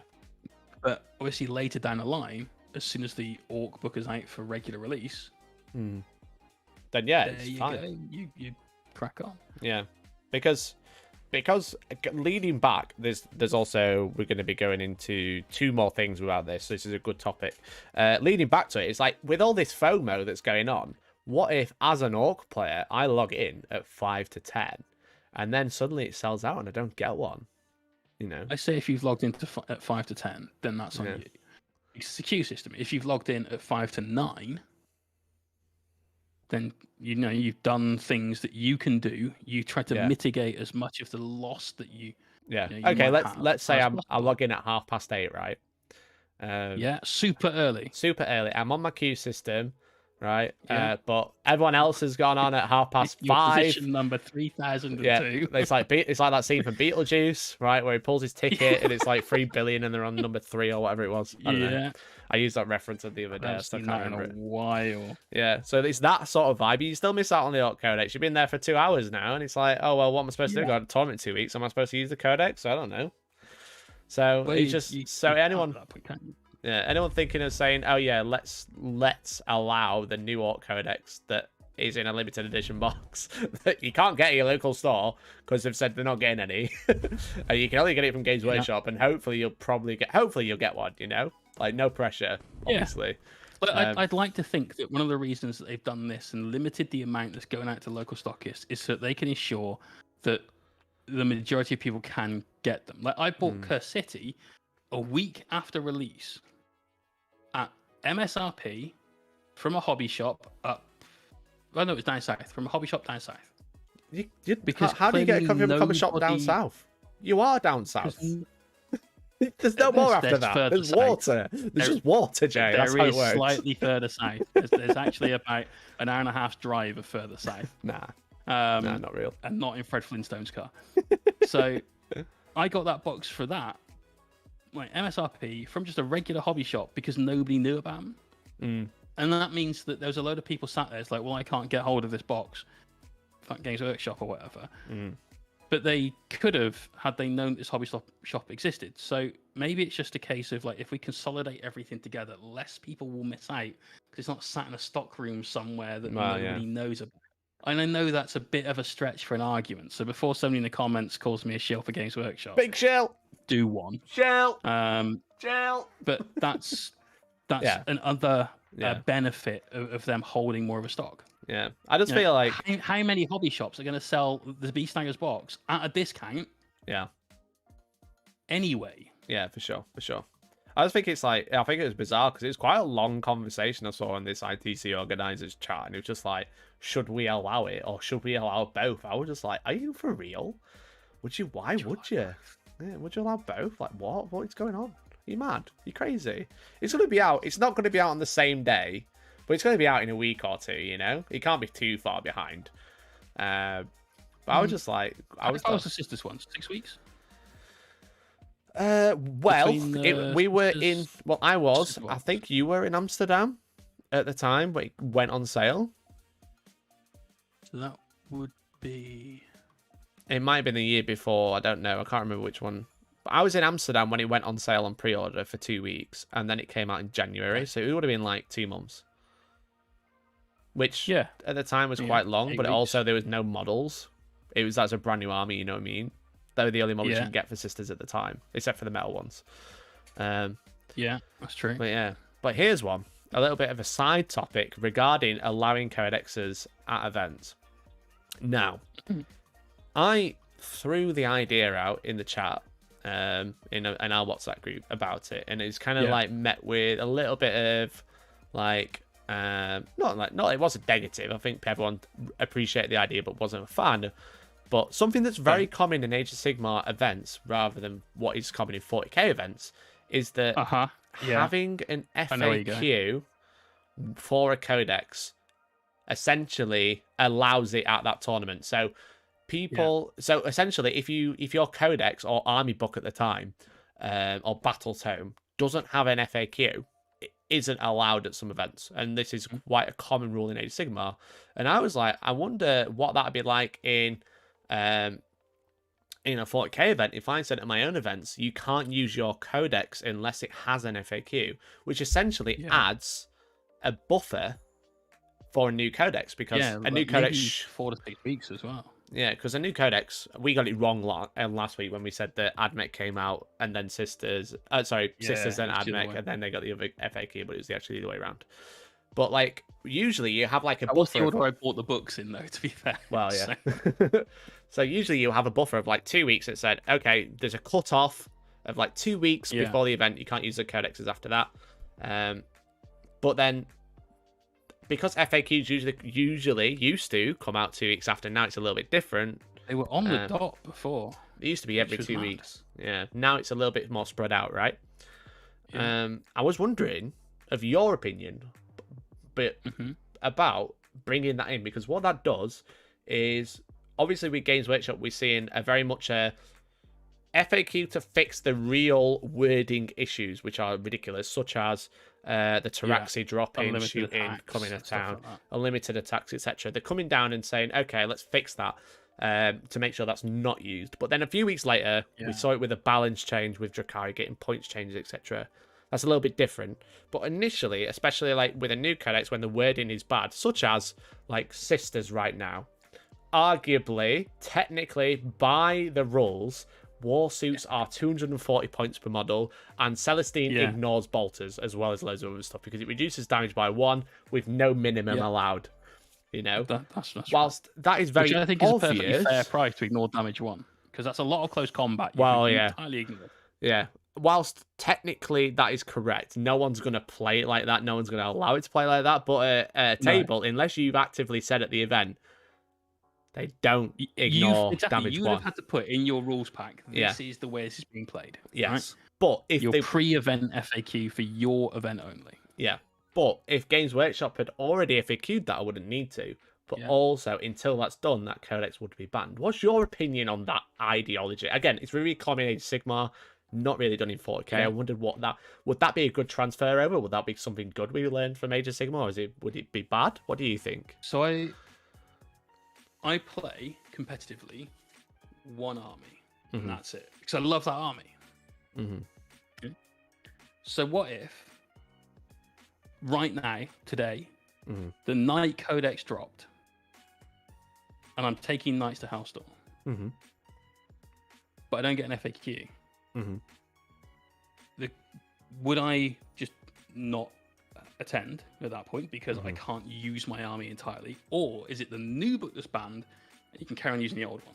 It would be a case of, if it was my event, I'm pretty sure this is how it works. If it was my event, this is how I'd play it. Is that if the Knights got a codex today and didn't have an FAQ by my event, you'd have to use the old one. The new event would, the new one would be banned essentially, so because there's no FAQ. Fine with that. Because it's you're not taking a player that is in my sort of position where you have one army that you play and alienating them. You can't. You're not saying, well, look, you bought a ticket. I mean, in this case, it was a year and a bit ago for an event that you were going to go to, and now you can't play at the event at all. Yeah, I think it'd be very unfair. Very unfair to say you can't play that army at all. Unless it was a brand new faction, then you're saying you can't play that army at all. If they go, you then haven't had that player in that position where they've only ever played that faction, right? Yeah, exactly. If they go, that feels bad doesn't exist. I don't know. We're bringing out squats. not today, with entire range. You want to. What if it's a green corn demon came back? Well, again, that's a little bit different because you can use that as a corn army, right? Or like anything. But let's say a brand new range today, like Soulblight Gravelords, for example. Soulblight Gravelords came out a couple of months ago for Age of Sigmar, and basically that book you get more Sigmar new stuff than 40k new stuff in terms of entire like ranges. New factions. So. Yeah, that's like a total refresh of Legions of Nagash, the vampire stuff. So for that book in particular is banned. The units aren't banned, but that book is banned. Okay. So. What does chat think? Let me know in the chat what do you think to this idea? Because essentially what you're doing is if Games Workshop take the mick, like with Sisters, for example, Sisters have been out since early June, maybe. I don't want to put a date on it because obviously we've been wrong about. We've been there before, but part of it for me is the fact I'm not actually going to events, so I can't. Yeah, it's hard to keep up. Stay in. Yeah. So let's say that. I don't know. I can't remember. Can anyone remember when Sisters came out? Let me know in chat. It'd be really good for this conversation. But let's say Sisters have been out. Yeah, if anyone's got Wikipedia or Warhampedia or anything like that, I've got no idea. I know I got it late, so I've got no idea. 3 weeks now. 3 weeks was like Dominion. Yeah. What? Okay, I googled it. Right, here we go. A review from a website that might be something named with the word hammer in it. Goonhammer. Shout out to Goonhammer. 9th edition review on the 5th of June. 5th of June. So literally a month ago, because it would have come out on the 12th. No, sorry, the 13th, because that would be pre-order day, right? No, it would have been the 12th. So it would have come out. 5th. Yeah, so a month today. So it's been a month now. But so technically, even though they've been out a whole month, then you'd be 4 weeks and a weekend. Yeah, I would be saying that Codex is not allowed, including not more than Val, the Paragon Warsuits, the Sacrosanct, etc. Yeah. So if Games Workshop were like bang on every 2 weeks, it'd be amazing, because essentially what you're saying is every Codex has a 2-week cool-off period of like if it's out 2 weeks before the event or before list submissions, amazing, you can't use it, which is very reasonable. But now, to counter my own argument, is that it's been a month and 4 weeks and a weekend, and there's still no FAQ for Sisters. So technically, if I brought that rule in, Sisters of Battle would still be banned, even though they've already been out over a month. Yeah. For me, I think it would come down to how broken is the stuff in that book. Okay, like I've charged you to just take 20 damage succubus, for instance. Like that's obscene, and that was obviously something that was an oversight. I hate arguing like intent for rules writers, because there's 4 of them sat in a room, and I guarantee nobody in this chat, you or me or anyone watching this video, was one of those 4 people. So I hate like rules as intended as an argument, but I don't believe that would have been what they wanted. No. And we then saw that not long afterwards with the changes to the core rules for the way that exploding attacks work. Yeah, exactly. So, that's a fair one. Yeah. Stuff like that, I think that's really the sort of thing that, that needs to wait. Because this is a bit weird. The Taraxi thing with the jump down, jump up. We both have a friend that was talking about not taking those in lists specifically because they were waiting for exactly that to happen. Yeah, exactly. But then the problem is then how far, because this conversation keeps coming up about what I'm about to bring up regarding like campaign rules adding too many extra rules and just being broken and just stupid, and maybe we should ban them all. But like, how far do we go if we're just saying, oh, this seems too obnoxious, so we should house rule it where you can't do that. But also, that stratagem for Vanguard that lets him wound anything on 4+, that seems quite obnoxious, so it should be like 2 CP. Surely that's supposed to be 2 or 3 CP. And then super heavies are actually really broken, so maybe we should ban those, because maybe Games Workshop didn't like them or didn't write them properly, as a really bizarre one. But that's kind of like the slippery slope you're on, as like the top is like, oh, let's stop this stratagem, and then the bottom is like, we should ban units because we don't like them. So I'm very much in favour, always, of playing with rules as written. Yeah. Because those are the rules. Because that's what you got. And if we all play the same rules, we're all playing the same game. Yeah, for sure. For sure. I agree. I totally agree as well. I've said that many, many, many times. Mm-hmm. When it comes down to stuff like this, of a tournament organizer deciding on extra restrictions for their event, it's their event. They can do whatever. Exactly, yeah. They're God in terms of Warhammer 40k rules or any rules. You're the arbiter at that point of everything to do with the game. I've got an energy sword. If you step out of line, I'll chop you down. Sorry, that was a Halo reference. Sure. Or a bolt gun. You know. A battle rifle. Yeah, that too. So you've got all of that power, but you've also got all of that responsibility, because if you decide at your event, you know what, we're not going to play any of these new things because there's no FAQ, and also I think that this stratagem needs to be this many CP, and I also think that, and you want to know exactly where I'm going here, that with reanimation protocols, they fucked it entirely, and you have to have the same coherency when you bring them back as you had with the unit starting. You can't string them out all over the places. You've created a different game, and you're not playing Warhammer 40,000. Yeah, you're playing the WTC, and that isn't necessarily what people want.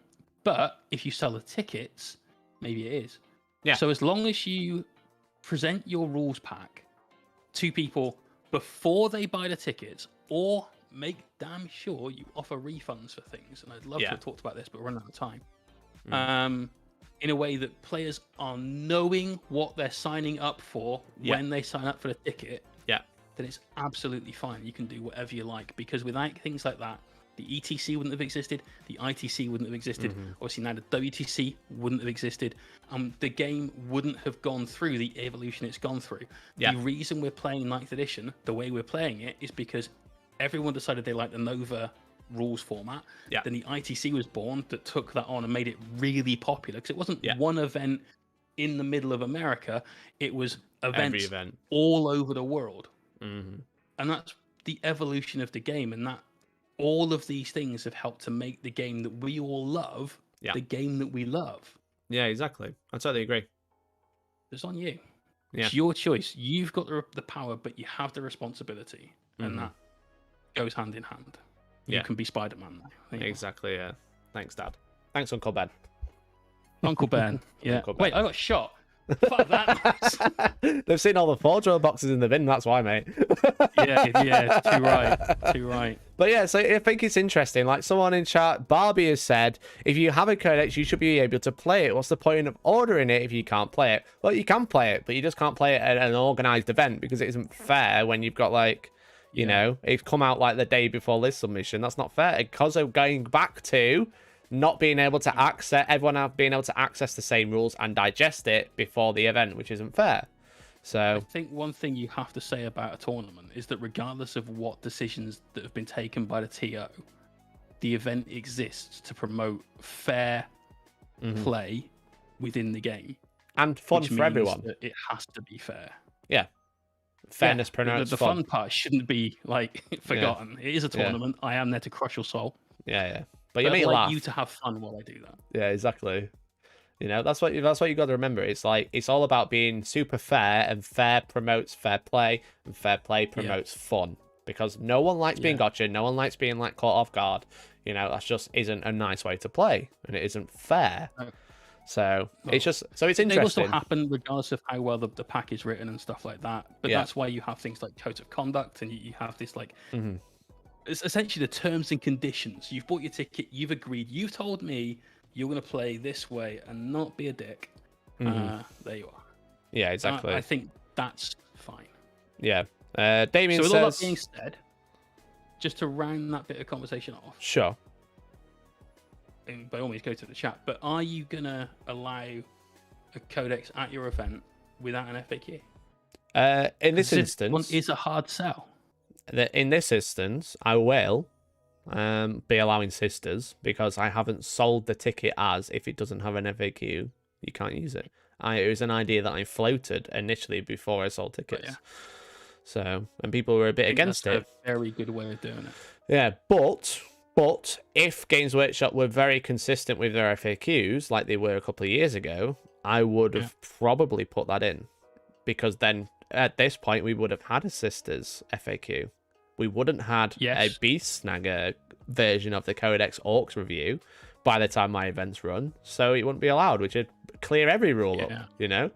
I imagine you probably wouldn't get an FAQ for the Beast Snagger Codex. You'd just wait till you got... You'd only get one with the official... And then wait... Yeah, you'd only get one with the official release, which means that my back would be covered because I wouldn't have to say, no, the limited edition codex isn't allowed because I don't want it to be. If it's not allowed, there's no FAQ. Easy peasy. Campaign books? With like no FAQ for campaign books? It would be every book, yeah. It would be every book. Yeah, I think that's the right way to do it. Because that's fair. Fair means without favour or disfavour. So it's blanket across the board. That is fair. Would you let Celestine... Yeah, would you let Celestine ignore Bolters if the tournament was tomorrow? No, so basically, I've been hoping that the Sisters Codex would get an FAQ so I don't have to write my own, but a lot of things like that are going to be in my rules pack where it's like, no, Celestine does take 1 damage, it's to a minimum of 1, etc. And little bits like that. Quick question. So, sure. When is your list submission? A week before the event, so like 1st of August. Okay, and so based on that, let's assume that Sisters don't get an FAQ between now and the 1st of August. When would you put up your here's how I'm going to rule on these decisions judges FAQ? Yeah. For the event, when would your... I'm not trying to fucking pin you to anything here at all. Don't. So basically, what do you feel is adequate notice for players that want to attend with that army? Yeah. So basically, for me personally, in this instance, my event is running on the 7th of August. Its list submission is the 1st of August because it's 7 days before the event. I'm going to be putting out the BCP link next week, so probably next Monday, and then my new updated rules pack will be with the BCP link. So that'll give players, 2 weeks? Plenty of time. Yeah. That's loads of time. Because just shy of 2 weeks. One of the things that you want to do is take an army you've had practice with so that you're not going to make a mistake. You're not going to forget a rule or something like that, which might matter on the day. So making sure that somebody's got time to practice with the army that they're taking, refine their army list down a little bit. So you're giving them that window, I think is super, super, super important. So that's why I asked that question. Yeah, that is a good question. Yeah. So currently, all the books will be allowed. The new one, I don't think will be. I've got to check my own rules pack to see when the book cutoff is. I think it might be 3 weeks before the event. But I'll have to double check that. Because other people still want to be able to practice. Like, I might want to practice knights into Beast Snaggers, for whatever reason. So that's a crazy one. So they're really good at doing big things. Well, yeah. So I've got to kind of work that out, whether the new campaign book will be allowed, and decide if Be'lakor will be allowed, because technically he's got no rules out on the market yet. I think the answer to that is definitely a no. Yeah. I don't think Be'lakor is allowed at all. If the book's not allowed. No, I just in general. Just in general. Just don't like Be'lakor. No. I love Be'lakor. Points for all of that. And he's psychic. And he flies. Can you bugger off, please? Can you piss off, pal? He's better than a Knight Gallant in combat for less points and has more utility and flies and moves advanced charges. And advance and charge. Because why not? For that one. Yeah, exactly. And scene. Get out. Scene. There we go. Thank you very much, Jay. That's a great conversation, I think. Ultimately, I really enjoyed it. I am actually, I won't say the first time in a long time, but I've just noticed I've got 40,000 channel points, which is super cool. Nice. I'm gutted we don't have time to carry the show on, because I really, really want to talk to you, because you're a tournament organizer, about the way that tournaments are organized from the perspective of the buying and selling of tickets. Because how many people currently owe you a tournament ticket that you've got because you had to PayPal them, friends and family? Well, I'm quite lucky that I don't have any. Oh, you probably don't actually. No. You're too busy. I'm not too busy to do that. I don't. Yeah. So I've. If you watch my how to organize a 40k tournament, I specifically called out all the people using friends and family, to a point where multiple tournament organizers messaged me and said, "Oh, I'm really sorry. How can I fix this?" And I'm just like, Just get a card payment system and do use Eventbrite. Okay, it's free for you. It's free for you. The price is added on top. So put your ticket price up, because again, tournament tickets are too cheap. So put your ticket price up a couple of quid to cover the fees. Then you have an official system. You know, stop it. Yeah. Stop using friends and family. It's against PayPal's policy. Yeah, that too, actually. Like, very definitely, you're not allowed to sell on that. But just as a security thing, right? Yeah.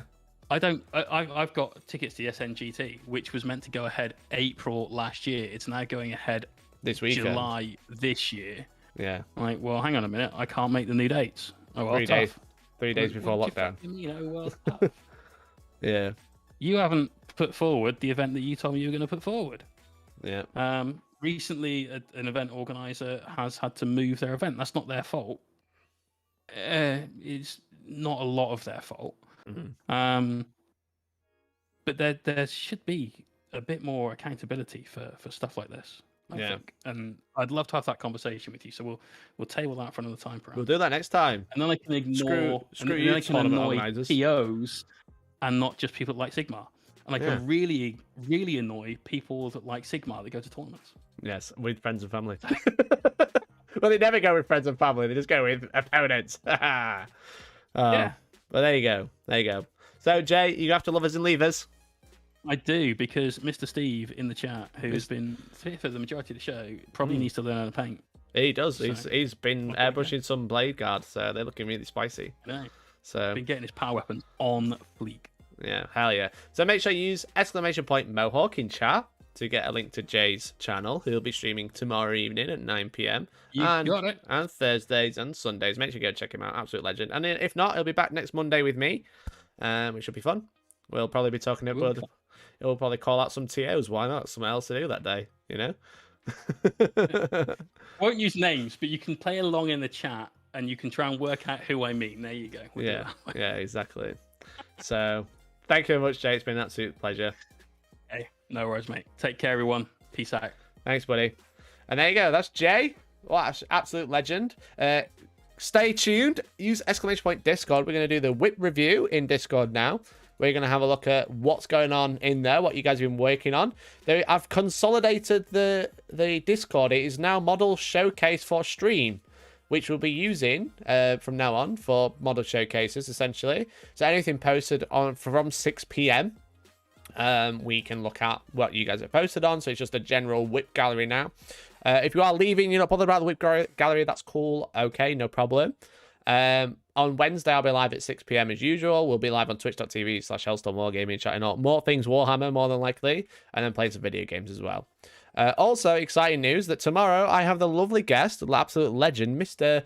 John B. Kirioth, coming to the studio to film a battle report, which should be very cool. And hopefully, if we get enough time, we're going to be doing like a Q&A coffee time, which should be fun.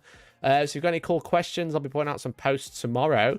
If it's okay with him, if we get enough time, well, you can ask him anything, and I will ask him. You know, I even asked Winters if he was going to get pegged or ever been pegged, and he didn't know what that was. So just tune in. Make sure you tune in, so it should be fun.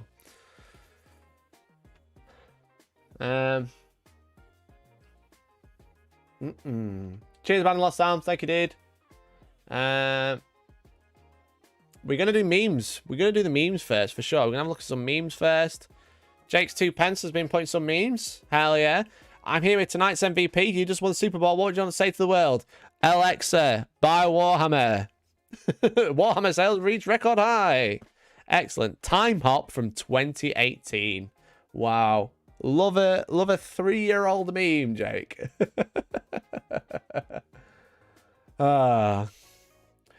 Girls often play with their hair when they talk to someone they find attractive. Girls, when I start to talk to them about Warhammer. Excellent. Excellent. Excellent. I'll just buy these miniatures now and paint them later. The miniatures. I straight out of thought and time. Stars wheeled overhead and every day was as long as life. Eh, sure. Excellent. Great meme. Great meme. Oh, brilliant, brilliant, brilliant. I love it. Okay, model showcase. Let's have a look. Sparkplug working on his Death Guard. Hell yeah, these looking cool, man. Ready for that streak and grime. Looking for the grime time. Looking cool, man. I love that gold. Very nice. I missed your homemade meme. What was your homemade meme? Ah, this one. Why do orcs have nipples? Where do orcs come from anyway? Ah, the fungus underneath. I like it. It's very strong. Very good. 9% win rate, AdMech, GDO hate CSM. I got all the terrains, the big T's, YouTube Demon, and Consumer Prime subs. It's true. Did you see that video? Games Workshop are done with Chaos Space Marines. My third most viewed video I've ever created. And it was just a bitch about Games Workshop. A fungus. A fungus. It's 6 PM GMT and Hellstorm isn't live. West stream. Great job. Great job. Ork! Ork! Love it! I'll send him a picture. Let me send him a picture now.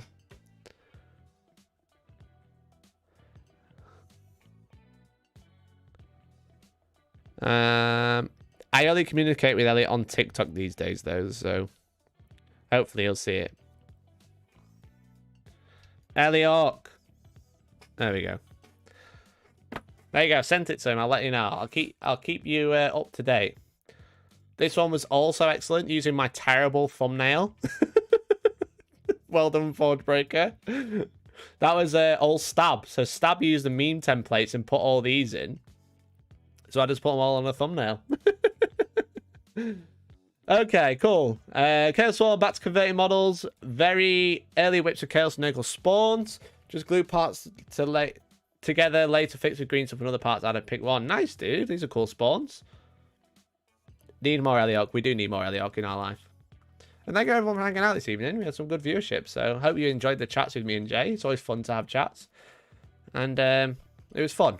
Oh, that's cool. You don't get the sense of scale, do you, there? I thought that was a plague drone. I didn't realize it was a big stomach. That's cool, man. I like it. Got some other ones as well. Nice use of kits there. Nice mixture. Looking awesome, dude. Nice variety for the spawns and look very cool. Very Nurgle. Very good. Very good. Surprise sandwich cake. What's a sandwich cake? That looks like a terrible cake. Where's the chocolate? Where's the sugar? What?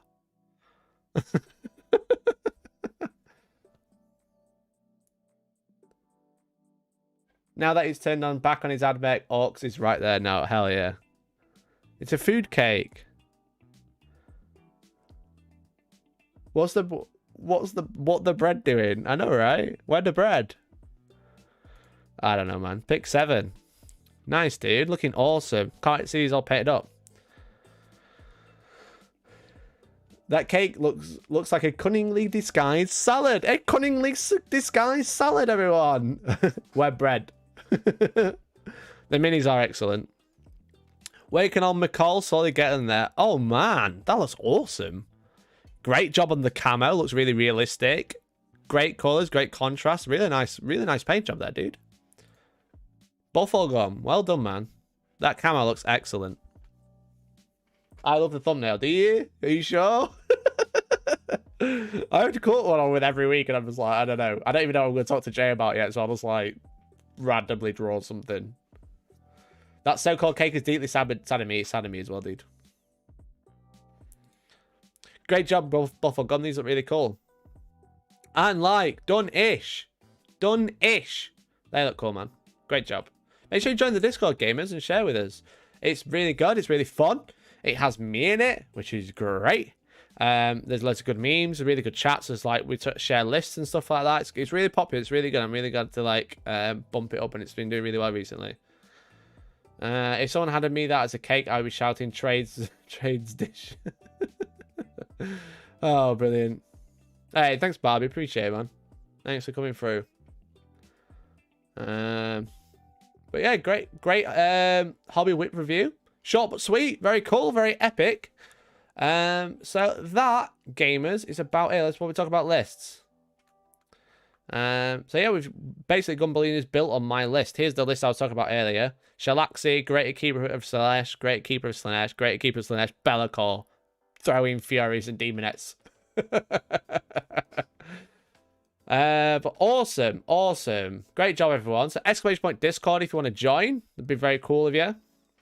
We got loads of new members today. So we basically go through the whip review every Monday. And also you get alerts when I go live, because you know what YouTube's like. Speaking of YouTube, make sure you subscribe if you haven't already. Hit that subscribe button and turn it from red to grey. And if you really want to, ding that bell. You know what they say? Ding the bell. Because then you'll get a notification when I post tomorrow for a Q&A with Kirioff. You know? That should be fun.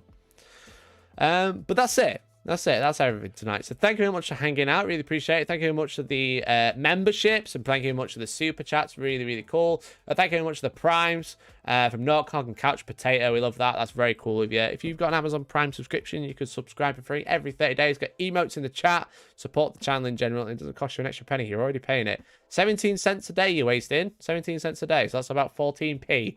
Every day you're wasting that you're not using a Prime sub. It's a waste of money, so I wouldn't do it. Vulcan lives. Right. Small Prime gang. Excellent weather fnords. Exclamation point Bezos is Small Prime gang. Alright, that is very good. So that's it. Thank you very much for hanging out. I really appreciate it. If you're watching on YouTube, the stream will be ending shortly. If you're watching on Twitch, then we're going to raid someone. And make sure you like the stream if you haven't already. Who's streaming in Warhammer today? Who is live Indo Hams? Hey, Kill Sanders! Thank you very much for the Prime. Hell yeah! Exclamation point Bezos in chat. Hell yeah! Let's go! Thank you very much, dude. Really cool of you. I love that little dance. Love that little dance. Thank you, man. Thank you very much for the Prime. Very cool of you. Really nice of you to do that. Very cool. You're not wasting 14p a day now. That's a lot of money. That's like what, over £1 a week, you know? It's not £1 a week. Might be £1 a week? Almost £1 a week. No, it's not £1 a week. It's almost £1 a week you're wasting, you know? I'll just keep shouting almost and I'm not wrong. Because if it's more than £1, I can't do quick maths while I'm on stream.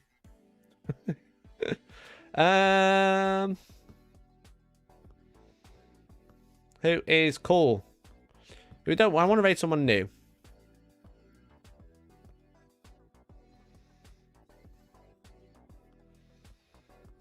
Can't wait for the Xbox. Me neither, man.